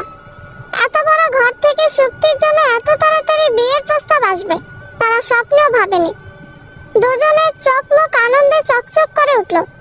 ট্রিনা রানী একটু থেমে বড় করে দম নিল, বলল, সুপ্তি মামুনির সাথে দেখা হলো না, ওকে আবিরের বিষয়ে সবকিছু জানাবেন। নিজের ছেলে বলে বলছি না দিদি, আমার ছেলেটা খাঁটি সোনা, আপনারা খোঁজ খবর নিলেই জানতে পারবেন। যদি আমার ছেলের অতীত জানার পর সুপ্তি মামুনি আমার ছেলেকে বিয়ে করতে আগ্রহ দেখায়, তবে আমাদের অবশ্যই জানাবেন। আমরা আর দেরি করব না, এই মাসে ওদের 4 হাত এক করে দেব।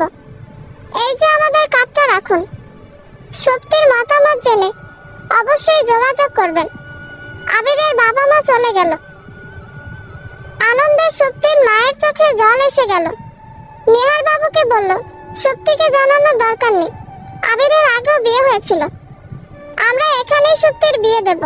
এত ভালো সম্বন্ধ যেচে পড়ে যখন এসেছে, কিছুতে হাতছাড়া করব না। নিহার বাবু ইতস্তত করে বলল, কিন্তু মেয়েকে আবিরের প্রথম বিয়ের কথা গোপন করে বিয়ে দেওয়া কি ঠিক হবে? কেন ঠিক হবে না? ওদের কি বাচ্চা আছে? নেই তো। তোমার মেয়ে সুখেই থাকবে। দেখো দেখো, যা ভালো বুঝো, এই নিয়ে পরে যেন অশান্তি না হয়। সবিক দীপ্তির বৌভাতের অনুষ্ঠানও সুপ্তি এলো না। আবির খুব আশা করে বসেছিল এই বুঝি সুপ্তি আসবে, কিন্তু আবিরের আশাকে নিরাশা করে দিয়ে সুপ্তি এলো না। রাত 12টার দিকে বাসর ঘরে ঢুকে সবিক প্রথম কথা বলল, তোমার বড় বোনকে বিয়েতে কেন দেখলাম না দীপ্তি? নাকি ভয় পেয়েছে? দীপ্তিকে উত্তর দেবে ভেবে পেল না। দীপ্তি জড়সড় হয়ে বসেছিল। দীপ্তির নির্লিপ্ততা সহ্য হলো না। সবিক রেগে গেল, বোধহয় নেশা করেছে। এক ধাক্কায় আচমকা দীপ্তিকে বিছানায় ফেলে দিল। সত্যিকে না দেখে এমনিতেই মাথা আগুন ধরে গেছে। এখন দীপ্তিকে দিয়ে এর সমস্ত ঝাল মেটাবে সবিক। অসহনীয় যন্ত্রণা সহ্য করতে না পেরে দীপ্তি ছটফটিয়ে উঠল। সবিক এত জোরে দীপ্তির হাত দুটো চেপে ধরেছে, ব্যথায় চিৎকার করে কেঁদে দিল দীপ্তি। সবিক উন্মাদের মতো দীপ্তির গায়ের কাপড় দিয়ে হাত মুখ বেঁধে ফেলল। তারপর ঠান্ডা চোখে দীপ্তির বুকের দিকে তাকিয়ে কেমন করে যেন হাসলো। দীপ্তির শরীরে চেপে বসে শীতল কণ্ঠে বলল, ফিল্মি স্টাইলে আজ বাসর করবো আমরা, প্লিজ এনজয় সুপ্তি। দীপ্তির নিঃশ্বাস বন্ধ হওয়ার জোগাড় হয়েছে। একরাশ ভয়, আতঙ্ক চোখে, মুখে ভর করেছে। বিয়ে নিয়ে যেরকম ফ্যান্টাসিতে ভুগত দীপ্তি, প্রথম রাতে তার কিছুই হলো না। উল্টো দীপ্তির শরীরে জোকের মতো কিলবিল করা মানুষটার প্রতি বড় বেশি বিতৃষ্ণা এসে গেল। জ্ঞান হারানোর আগে আরো একটা কথা দীপ্তি স্পষ্ট শুনেছে। মানুষটা কেমন আকুল হয়ে তখন সুপ্তি বলে ডাকছিল দীপ্তিকে। দীপ্তির কোনো হুঁশ জ্ঞান নেই, প্রচুর ব্লিডিং হচ্ছে। পরনের শাড়ি ও বিছানার চাদর লাল রঙা রক্তে ভিজে গেছে। সবই ক্ষতবিহ্বল হয়ে গেল। অতিরিক্ত ভয়ে চোখ দুটো কোটর থেকে বেরিয়ে আসতে যাচ্ছে। কাপা কাপা হাতে দীপ্তির গাল স্পর্শ করলো সবিক। ভীত কণ্ঠে বলল, এই দীপ্তি, কি হয়েছে তোমার? কথা বলছো না কেন? ছোটবেলা থেকে রক্তে ভয়াবহ ফোবিয়া আছে সবিকের। দীপ্তির অতিরিক্ত রক্তক্ষরণ দেখে নেশা ছুটে গেছে। প্রচুর ভয় পেয়েছে, ঘামে পুরো শরীর ভিজে উঠেছে। চোখ মুখ অন্ধকার দেখছে। সত্যির উপর জেদ করে দীপ্তির সাথে এতটা অমানবিক আচরণ করা একদম ঠিক হয়নি। আরো একটা অন্যায় কাজ করেছে সবিক। গতকাল রাতে বিশেষ এক ধরনের ওষুধ খেয়েছিল। সেই ওষুধের জন্যই বোধহয় এতটা বাড়াবাড়ি হয়ে গেল। এত রক্ত সবিকের সহ্য হলো না। দীপ্তিকে বিছানার চাদর দিয়ে ঢেকে দিল। তারপর দৌড়ে বাথরুমে চলে গেল। চোখে মুখে জলের ছিটা দিল। না না, এভাবে দীপ্তিকে ফেলে রাখা যাবে না। এত রক্তক্ষরণ হয়ে দীপ্তি যদি মরে যায় তখন কি করবে সবিক? তাছাড়া এই ঘটনা জানাজানি হলে সবিককে কতটা লজ্জায় পড়তে হবে ভাবতেই দিশেহারা বোধ করলো সবিক। পরে যা হয় হবে, আগে তো মেয়েটাকে বাঁচানো উচিত। সবিক ঘরে এসে দীপ্তির একটা জামা হাতে নিল। ওড়না দিয়ে নিজের চোখ ভালো করে বেঁধে নিল, যাতে আর রক্ত দেখা না লাগে। দীপ্তির শাড়ি পাল্টে জামা পরিয়ে দিল। তারপর একটানে চোখের বাঁধন খুলে ফেলে দীপ্তিকে পাঁচকোলা করে ছুটলো হাসপাতালের উদ্দেশ্যে। আবিরের ঘুম ভেঙেছে। বাসায় যাওয়ার জন্য রেডি হয়ে বাইরে আসতে দেখলো সবিক দীপ্তিকে কোলে নিয়ে ছুটছে। আবির হতভম্ব হয়ে গেল। ওদের পিছু পিছু গাড়ির চাবিটা নিয়ে ছুটে গেল। সবিকের কাঁধে এক হাত রেখে আবির বলল, কি হয়েছে সবিক? সবিকের মুখটা শুকিয়ে একটুখানি হয়ে গেল। নিচু কণ্ঠে বলল, দীপ্তির অবস্থা ভালো না, হাসপাতালে নিতে হবে। আবির গাড়িতে উঠে বসলো। পেছনের দরজা আনলক করে দিয়ে বলল, শিগগিরই গাড়িতে উঠে বস। সবিক কোনো কথা না বলে দীপ্তিকে নিয়ে উঠে বসলো। আবির গাড়ি স্টার্ট দিল। কোনো কথা না বলে দ্রুত গাড়ি চালাতে লাগলো। একটা প্রাইভেট হাসপাতালের সামনে গাড়ি থামাতে সবিক দীপ্তিকে পাজাকোলা করে নিয়ে নামলো। দ্রুত ইমার্জেন্সিতে ভর্তি করে দিল। ডাক্তার পরীক্ষা নিরীক্ষা করে দেখলো দীপ্তির যৌনাঙ্গ অনেকটা ছিঁড়ে প্রচুর রক্তক্ষরণ হচ্ছে। 5টা সেলাই লেগেছে, তাতে রক্ত পড়া বন্ধ হলো। জরুরি ভিত্তিতে 2 ব্যাগ রক্ত লাগবে। সবিকের সাথে ম্যাচ করলো না, রক্তের গ্রুপ ম্যাচ করলো আবিরের সাথে। আবির রক্ত দিতে রাজি হয়ে গেল। ততক্ষণে সবিকের বাবা মা, মামা মামি, মাসি সহ বেশ কাছের কিছু আত্মীয় স্বজন হাসপাতালে চলে এসেছে। সবিকের বাবা তো ছেলেকে অশ্রাব্য ভাষায় গালাগালি করে হাসপাতাল গরম করে ফেলল। 2-3 বার তেড়ে গিয়েছে ছেলেকে মারতে। সবাই বাধা দেওয়াতে মারতে পারেনি। সবিকের মা ছেলের এত অধপতন দেখে শাড়ির আঁচলে মুখ লুকিয়ে হাপুস নয়নে কাঁদছে। নতুন বউয়ের বাবার বাড়ির লোকজন জানলে কি হবে ভাবতেই লজ্জায় অস্থির লাগছে। কত মানুষ বিয়ে করে, বাসর হয়, কই তাদের তো এমন হয় না। তাহলে তার নিজের পেটের ছেলেই কেন এইরকম একটা অঘটন ঘটালো? লোকে জানলে তো ছিছি করবে। বউ তো আর একদিনের না, সারা জীবনের। রয়েছে ভালোবেসে কাছে গেলে কি এমন ক্ষতি হতো? এত কুৎসিত ঘটনার পর এই মেয়েটা কি সবিকের সাথে সংসার করতে চাইবে? ভাবনাগুলো একটার পর আরেকটা মাথায় কেমন জট পাকিয়ে যাচ্ছে। এত ভাবতে ভাবতে সুমিত্রার পাগল পাগল লাগছে। সেই ছোটবেলার মতো ইচ্ছে মতো সবিককে পেটাতে ইচ্ছে করছে। ছেলে তো না, অসভ্য জানার তৈরি হয়েছে একটা। আবির দীপ্তিকে রক্ত দিয়ে হাত ঝাড়তে ঝাড়তে বের হলো। সবাইকে দেখে মৃদু হাসলো। টিনা রানী আবিরের মলিন মুখের দিকে তাকিয়ে রইল। কে জানে ছোট মেয়ের জেদ ধরে বড় মেয়েকে আদৌ আবিরের সাথে বিয়ে দেবে তো? দীপ্তির বাবা মা সবিকটা ছোটবেলা থেকে মায়ের আশকারা পেয়ে প্রচুর বেয়াদব তৈরি হয়েছে। তাই বলে নিজের বিয়ে করা বউয়ের সাথে এতটা অমানবিক আচরণ করবে? ছি ছি। বিতৃষ্ণায় একদলা থুতু টিনা রানীর মুখে জমা হলো। দীপ্তিকে ঘুমের ইঞ্জেকশন পুশ করে বেঁধে দেওয়া হয়েছে। ৩-৪ ঘন্টা পর দীপ্তির জ্ঞান ফিরল। অবশ ছুটে গেছে, প্রচুর ব্যথা করছে, অসহ্য যন্ত্রণায় চোখ মুখ খিচে আসছে। ধীরে ধীরে রাতের কথা মনে পড়তে শীত দ্বারা বেয়ে ভয়ের এক শীতল স্রোত নেমে গেল। মানুষটার সুন্দর মুখের আড়ালে ভয়ঙ্কর হিংস্রতা দেখেছে দীপ্তি। কেন মানুষটা দীপ্তিকে এত কষ্ট দিল? দীপ্তি দু চোখ বুজে ফেলল। গাল বেয়ে 2 ফোঁটা নোনা জল গড়িয়ে পড়ল।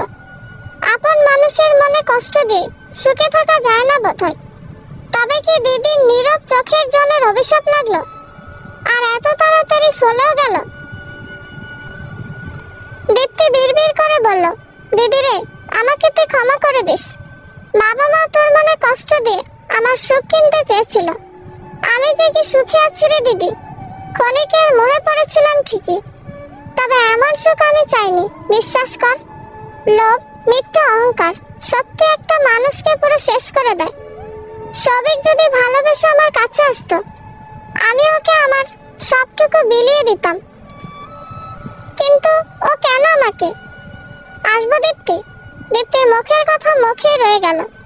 দরজায় সুমিত্রাকে দেখে তাড়াহুড়ো করে চোখের জলটুকু মুছেনি অন্যদিকে তাকালো। সুমিত্রা অবশ্য উত্তরের অপেক্ষা করলো না। ধীর পায়ে হেঁটে এসে দীপ্তির পাশে বসলো। দীপ্তির এক হাত নিজের হাতের মুঠোয় নিয়ে বুক চিরে গভীর দীর্ঘশ্বাস ফেলল। অপরাধী কণ্ঠে বলল, সবিকের হয়ে আমি তোমার কাছে ক্ষমা চাইছি। আমাকে ক্ষমা করে দিও মা।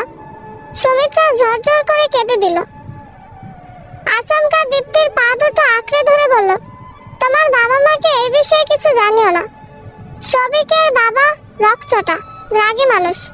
এই ঘটনার জের ধরে যদি বিয়ের একদিন না পেরোতেই তোমাদের ছাড়াছাড়ি হয়ে যায়, তাহলে এর প্রভাব আমার সংসারেও খুব বাজেভাবে পড়বে মা। তুই তো আমার মেয়ের বয়সী, আমাকে আমার সংসারটা ভিক্ষা দে না মা। সবাই স্বার্থপর, নিজেরটা গোছাতেই ব্যস্ত। দীপ্তিও তো খুব স্বার্থপরের মতোই কাজ করেছে। এখন কোন মুখে বাবার বাড়ি ফিরে যাবে দীপ্তি? মধ্যবিত্ত পরিবারের মেয়েদের কত দিক সামলে চলতে হয়। এমনিতেই দিদির আগে দীপ্তির বিয়ে হয়েছে, এই নিয়ে দিদিকে কত কটু কথা শুনতে হয়। এখন যদি দীপ্তি সংসার না করে বাপের বাড়ি চলে যায়, তাহলে তো দিদির আর কখনো ভালো করে বিয়েই হবে না। দীপ্তি সিদ্ধান্ত নিল, কষ্ট হলেও কাউকে কিছুই জানাবে না দীপ্তি। অন্তত দিদির বিয়ে পর্যন্ত অপেক্ষা করবে। সত্যিই ভালো করে বিয়ে হয়ে গেলেই দীপ্তি আর সবিকে সংসার করবে না। মনে মনে দৃঢ় প্রতিজ্ঞা করলো দীপ্তি। 3 দিন হাসপাতালে থেকে 4র্থ দিন দীপ্তিকে রিলিজ দেওয়া হলো। দীপ্তির মা সুবর্ণা রানী বার কয়েক ফোন দিয়ে অষ্টমঙ্গলায় যাওয়ার জন্য নেমন্তন্ন দিয়েছে। দীপ্তি মায়ের সাথে স্বাভাবিকভাবে কথা বলল, বাড়িতে যাওয়ার ব্যাপারটা মিথ্যে বলে কাটিয়ে দিল।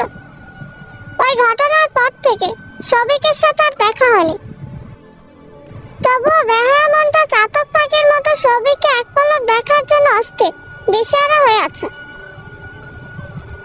সৌভিকদের বাড়িতে এসে সুমিত্রা নিজের ঘরে নিয়ে গেল দীপ্তিকে। দীপ্তি ভেবেছিল বাসায় এসে হয়তো এক পলক সৌভিককে দেখবে। সৌভিক যেন তীর্থের কাক, বাড়িতে এসেও দেখা মিলল না। দীপ্তির ঘা অনেকটা শুকিয়েছে, তবে ব্যথা আছে। নিয়ম করে দুবেলা ড্রেসিং করতে হয়। দীপ্তি নিচু হয়ে একা একা ড্রেসিং করতে পারে না। হাসপাতালে নার্সরা ড্রেসিং করে দিত, এখন বাড়িতে কে ড্রেসিং করে দিবে? ডাক্তার বলেছে নিয়মিত ড্রেসিং না করলে ইনফেকশন হয়ে যাওয়ার সম্ভাবনা আছে। সুমিত্রা একটা বাক্স নিয়ে এসে দীপ্তির পাশে বসলো।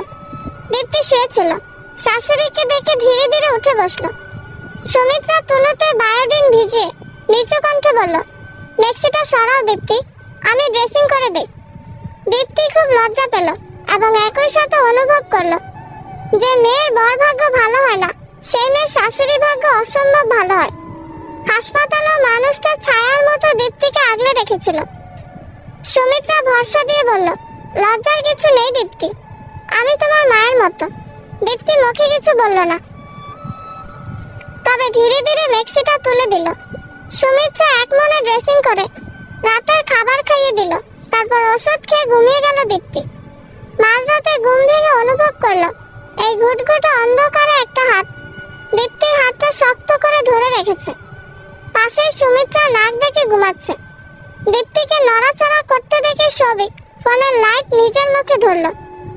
অসময়ে সৌভিককে দেখে পিলে চমকে উঠল দীপ্তির। হায়, মানুষটা এই কয়দিনে কেমন শুকিয়ে একটুখানি হয়ে গেছে। গালে অযত্নে দাড়ি গজিয়েছে, মুখটা খুব মলিন। দীপ্তি ধীরে ধীরে উঠে বসলো, তবে সৌভিককে দেখে আগের মতো আর উচ্ছ্বাস কাজ করলো না। গাঢ় কণ্ঠে বলল, কি চাই? সৌভিক মাথা নিচু করে ফেলল। দীপ্তির কাছে আর কিছুই চাওয়ার নেই সৌভিকের।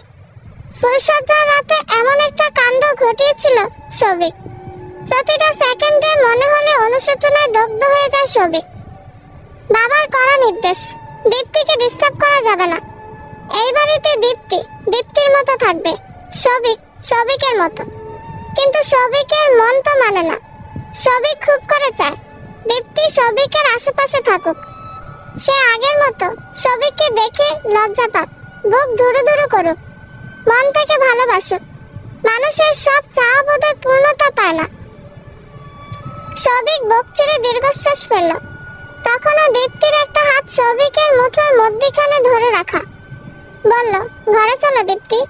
দীপ্তি একটু ভয় পেল না। লাইটের আলোটা ঘুরিয়ে ধরে সৌভিকের চোখে চোখ রাখলো। তারপর কেমন করে যেন হাসলো দীপ্তি। ঠান্ডা কণ্ঠে বলল, ওই ঘরে নিয়ে কি করবেন? সেদিনের মতো রেপ্ট করবেন? সৌভিক দু চোখ বুজে ফেলল, মুখটা শুকিয়ে একটুখানি হয়ে গেল। অস্ফুট স্বরে বলল, দীপ্তি, ভুল বললাম কিছু? সরি, আমি এখনো সম্পূর্ণ সুস্থ নই। আমার শরীরটা পেতে হলে আর কিছুদিন ধৈর্য ধরে অপেক্ষা করতে হবে। অপমান করছো? দীপ্তি অবাক হবার ভান করে বলল, অপমান? তাও আবার আপনাকে? এত সাহস আছে নাকি আমার? দীপ্তি, আমার মাথা গরম করে দিও না, প্লিজ ঘরে চলো। বললাম তো আমি এখনো সুস্থ হইনি। সৌভিক নিচু কণ্ঠে বলল, তুমি যা ভাবছো আমি তার জন্য ডাকিনি। তাহলে কিসের জন্য ডেকেছেন? আপনার হাত পা টিপে দিতে হবে? দীপ্তি। সৌভিক আচমকা দীপ্তিকে কোলে তুলে নিল। দীপ্তির গা জ্বালানো কথা সৌভিকের সহ্য হচ্ছে না। দীপ্তি ছটফটিয়ে উঠল। সৌভিকের বুকে মৃদু কিল ঘুষি দিয়ে অধৈর্য হয়ে রাগী কণ্ঠে বলল, ছাড়ুন, ছাড়ুন আমাকে, আমি কিন্তু চিৎকার করবো এখন। সৌভিক দীপ্তিকে কোলে নিয়ে নিজের ঘরে যেতে যেতে বলল, করো চিৎকার, দেখি কেমন তেজ তোমার, বাট আই ডোন্ট কেয়ার। সৌভিকের মুখের অভিব্যক্তি দেখে মনের ভেতর কি চলছে বোঝা গেল না। দীপ্তি এক পলক সৌভিকের মুখ পানে গভীর দৃষ্টি মেলে তাকালো। দীপ্তি মন থেকে চাইছে সৌভিককে মনে প্রাণে ঘৃণা করতে, শুধু ঘৃণা নয়, তীব্র ঘৃণা। কিন্তু বেহায়া মন কিছুতেই সৌভিককে ঘৃণা করতে সায় দিচ্ছে না। সৌভিক দীপ্তিকে আস্তে করে বিছানায় বসিয়ে দিল, নিজেও দীপ্তির পাশে বসলো। দীপ্তির এক হাত জড়িয়ে ধরে অপরাধী কণ্ঠে বলল, সবকিছুর জন্য সরি। দীপ্তির এত কান্না পেল, ঠোঁট উল্টে ফুফিয়ে কেঁদে দিল। সৌভিক দীপ্তির মাথা নিজের বুকে চেপে ধরল, পিঠে হাত বুলিয়ে দিয়ে আদরে কণ্ঠে বলল, সরি তো দীপ্তি, প্লিজ কেঁদো না। দীপ্তির কান্নার স্রোত ধীরে ধীরে বাড়ছে, শরীর ফুলে ফুলে উঠছে। স্বামী নামক সবচেয়ে কাছের প্রিয় মানুষটার এতটুকু সহানুভূতি পেয়ে লাজুক মনটা জোয়ারের ঢেউয়ের মতো স্বচ্ছ জলে ধুয়ে মুছে সমস্ত অভিযোগ অভিমান কোথায় বিলীন হয়ে গেল। তবে অভিমানের রেশ সহজে কাটতে চাইল না। কানের গভীরের পাতলা পর্দায় বারবার প্রতিধ্বনিত হচ্ছে সুপ্তি নামটা। সেদিন মানুষটা দীপ্তির খুব কাছে এসে আকুল হয়ে সুপ্তিকে ডাকছিল কেন? প্রশ্নটা মাথায় চেপে বসেছে। দীপ্তি ঠোঁট নেড়ে প্রশ্নটা করতে সবিক থামিয়ে দিল। দীপ্তির ঠোঁটে হাত রেখে গাঢ় কণ্ঠে বলল, চুপ, এই নিয়ে আর কোনো কথা হবে না। সব ভুলে আমরা আবার নতুন করে শুরু করব। সবিক আলতো করে ধরে দীপ্তিকে বিছানায় শুয়ে দিল। নিজের পাশে শুয়ে আস্তে পৃষ্ঠে জড়িয়ে ধরল। বোকা দীপ্তি স্বামীকে নিজের করে পাওয়ার আনন্দে বিভোর হয়ে রইল। এতটুকু উষ্ণ স্পর্শে সমস্ত দুঃখ, কষ্ট, যন্ত্রণা ভুলে গেল। পেটে ঘুমের ওষুধ পড়েছে, ধীরে ধীরে ঘুমের দেশে তলিয়ে গেল। অন্যদিকে সবিক স্বস্তির নিঃশ্বাস ফেলল। যাক, বোকা মেয়েটাকে বশ মানানো গেছে। তবে এত সহজে বশ মেনে যাবে এটা ছিল দুঃস্বপ্ন। এখন থেকে দীপ্তির সামনে ভালো স্বামীর মুখোশ পরে থাকবে সবিক। আর এত বেশি ভালোবাসা দিবে, দীপ্তি ভুলে আর সবিককে ছেড়ে যাওয়ার কথা জীবনেও ভাবতে পারবে না। এমন বোকা মাথা মোটা বউ তো সবিকের দরকার, যাকে বোকা বানিয়ে ঘরে রেখে বাইরে হাজারটা মেয়ের সাথে পরকীয়া করলেও জীবনেও ধরতে পারবে না দীপ্তি। তবে আরো বেশি সতর্ক থাকতে হবে সবিককে। মাথা গরম করে বা উল্টাপাল্টা কিছু খেয়ে আর দীপ্তির কাছে যাওয়া যাবে না, ভুলেও না। সকালে এক টেবিলে 3 জন ভাত খেতে বসেছে। সুপ্তির মা সুবর্ণা রানী চিন্তিত ভঙ্গিতে বলল, ছোট মেয়েটাকে তাড়াহুড়ো করে বিয়ে দিলাম। কত করে বললাম অষ্টমঙ্গলায় আয়, আসলো না। কি জানি ওই বাড়িতে কেমন আছে। নিহার বাবু খেতে খেতে বলল, চিন্তা করো না, হয়তো ভালোই আছে। তারা খুব আগ্রহ দেখিয়ে আমার মেয়েটাকে বউ করে নিয়ে গেছে। আশা করি খারাপ লাগবে না। সুপ্তি বলল, মনের ভেতর অশান্তি লাগলে একবার দেখে আসো গিয়ে তোমরা। সুবর্ণা রানী বলল, 1 বছর না গেলে মেয়ের বাড়িতে যাব না। সুপ্তি বিড়বিড় করে বলল, কুসংস্কার। সুবর্ণা রানী সুপ্তির মাথায় হাত বুলিয়ে দিল। ধীর কণ্ঠে বলল, সুপ্তি বলো মা, তোর জন্য ভালো ঘর থেকে বিয়ের প্রস্তাব এসেছে। আমরা খোঁজ নিয়ে দেখেছি, ছেলে ভালো, অমায়িক ব্যবহার, তারা আর দেরি করতে চাচ্ছে না। তোর যদি ছেলে দেখে পছন্দ হয়, এই মাসেই তোদের বিয়েটা সেরে ফেলবো। সত্যি বেশ অবাক হলো। মায়ের মুখের দিকে তাকিয়ে বলল, কবে এলো বিয়ের প্রস্তাব? দীপ্তির বিয়ের দিন। দীপ্তির শ্বশুর বাড়ির আত্মীয় নাকি? হ্যাঁ। কে মা? দীপ্তির মামা শ্বশুরের ছেলে আবির। আবির নামটা শুনে কয়েক সেকেন্ডের জন্য স্তব্ধ হয়ে গেল সুপ্তি। মুখে কোনো কথা জোগালো না। আবির নিঃসন্দেহে ভালো ছেলে। সেদিন ঝড় বৃষ্টির রাতে ছাদে চিলেকোঠার ঘরে আটকা পড়েই আবিরকে বেশ ভালো করে চিনেছে সুপ্তি। আবিরের জায়গায় অন্য কেউ হলে ওই রাতে ঠিকই সুযোগ নিত, কিন্তু আবির কোনো সুযোগ নেওয়ার চেষ্টাই করেনি। উল্টো সুপ্তিকে সম্মানের সাথে বন্দি ঘর থেকে মুক্ত করে দিয়েছে। সুবর্ণা রানী বলল, কি রে, তোর কি মত? সুপ্তি ভাতের দিকে তাকিয়ে নিচু কণ্ঠে বলল, তোমরা যা ভালো বুঝো। সুপ্তির উত্তর শুনে বাবা মা দুজনের মুখে হাসি ফুটে উঠল। সুবর্ণা রানী খুশি মনে আবিরের মাকে ফোনে সুপ্তির হ্যাঁ সূচক উত্তরটা জানাতে চলে গেল। চীনা রানীরও মত আপাতত কাছের আত্মীয় স্বজন নিয়ে বিয়েটা সেরে রাখবে, পরে দিন সময় দেখে বড় করে রিসেপশন করবে। এতে যেন সুপ্তির মাও হাফ ছেড়ে বাঁচল। দীপ্তিকে বিয়ে দিয়ে এমনিতে হাতের অবস্থা ভালো না। এখন বড় মেয়েকে ধুমধাম করে বিয়ে দিতে গেলে কয়েক লক্ষ টাকা গুনতে হবে, হাত একদম ফাঁকা। বড় মেয়েকে ঋণ করে বিয়ে দিতে হতো। এই বরং ভালো হলো, একদিকে ভালো পাত্র পাওয়া গেল, অন্যদিকে খরচও বাঁচলো। চীনা রানী কথা বলার এক ফাঁকে সুপ্তির নাম্বারটা চেয়ে নিল। সুপ্তির মায়ের সাথে কথা বলতে বলতে আবিরকে আসতে দেখে ইশারায় ফোনে একটা নাম্বার টুকে নিতে বলল। চীনা রানী ফোন রাখতে আবির বলল, কার নাম্বার মা? চীনা রানী মুস্কি এসে বলল, তোর হবু বউয়ের নাম্বার। আবির নাম্বারটা সেভ করার জন্য জিজ্ঞেস করেছিল। আবিরের হাত থেমে গেল। অবাক বিস্ময়ে মায়ের দিকে তাকালো। অস্ফুট স্বরে বলল, সত্যি বিয়েতে রাজি হয়ে গেছে? হ্যাঁ, খুব শীঘ্রই তোদের 4 হাত এক করে দেব। সবিকের ঘটনাটা জানলে যদি ওনারা মত পাল্টে ফেলে? না না বাবা, আর কোনো রিস্ক নিতে চাচ্ছি না। মা উঠে চলে গেল। আবির তবদা খেয়ে ওখানেই বসে রইল। আবিরের অতি জানার পর সুপ্তি যে বিয়েতে এত সহজে রাজি হয়ে যাবে এটা ছিল দুঃস্বপ্ন। আবির বিশ্বাসই করতে পারছে না, সত্যি সব মেয়েরা খারাপ হয় না। পাপড়ি ছিল আবিরের কাছে আতঙ্ক। 2 মাস নিজের ঘরের ব্যালকনিতে একাকী মশার কামড় খেয়ে অসহ্য গরমে রাত কাটাতে হয়েছে আবিরকে। ফুলসজ্জার রাতে যখন প্রথম ঘরে গেল আবির, পাপড়ি তখন বিছানার মাঝখানে বসা। আবিরকে ঘরের দরজা বন্ধ করতে দেখে লাফিয়ে উঠল। স্বাভাবিক কণ্ঠে বলল, দেখলাম ব্যালকনিতে অনেকগুলো বেলি ফুল ফুটেছে, আমাকে 2টো ফুল এনে দিবেন? আবির মৃদু হেসে ব্যালকনিতে চলে গেল। কতগুলো বেলি ফুল ছিঁড়ে পেছনে ঘুরতেই দেখলো দরজা ভেতর থেকে বন্ধ। ব্যালকনির সামনেই জানালা ছিল। পাপড়ি সেখানে দাঁড়িয়ে গড়গড় করে পাপড়ির টান টান উত্তেজনামূলক প্রেম কাহিনীর গল্প শুনিয়ে গেল এবং একই সাথে থ্রেট দিল, যতদিন পাপড়ি এ বাড়িতে থাকবে আবির যেন ব্যালকনিতে থাকে। ভুলেও যদি রাতে এক ঘরে থাকার চেষ্টা করে তখনই পাপড়ি নিজেকে শেষ করে দেবে। মেয়েটার কথাবার্তা ছিল উগ্র টাইপ। মা বড় শখ করে এত বেছে বেছে মেয়েটাকে বউ করে এনেছে। তার শখের বৌমার আসল রূপ দেখে মা খুব কষ্ট পাবে, এই ভেবে আবির সময় নিয়েছিল। ভেবেছিল ধীরে ধীরে মাকে বুঝিয়ে বলবে, কিন্তু তার আগে পাপড়ি টাকা পয়সা গয়নাগাটি চুরি করে একদিন দুপুরে পালিয়ে গেল। এতে অবশ্য আবির হাফ ছেড়ে বেঁচেছিল, কিন্তু মা খুব ভেঙে পড়েছিল।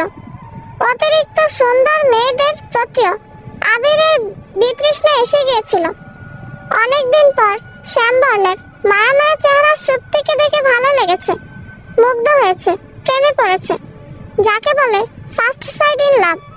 সেদিন সুপ্তিকে প্রথম স্পর্শের রেশ এখনো গভীরভাবে অনুভব করে আবির। সেদিনের সেই সুপ্তির স্পর্শ লাগা ভেজা শার্টটাও দেওয়া হয়নি, রোদে শুকিয়ে খুব যত্ন করে তুলে রেখেছে আবির। মন খারাপ থাকলে বা সুপ্তির কথা মনে পড়লে সেই শার্টে লেগে থাকা সুপ্তির মেয়েলি শরীরের মাদকতা মেশানো গ্রাম শুকে আবির আবেশে 2 চোখ বুজে আসে। মনে মনে সুপ্তিকে নিয়ে কল্পনা রাজ্যে বিচরণ করে। রং তুলিতে একের পর এক রঙিন স্বপ্ন আঁকে। বিভোর হয়। হ্যালো হ্যালো, কে? ওপাশটা নিশ্চুপ। আশ্চর্য, কথা বলছেন না কেন?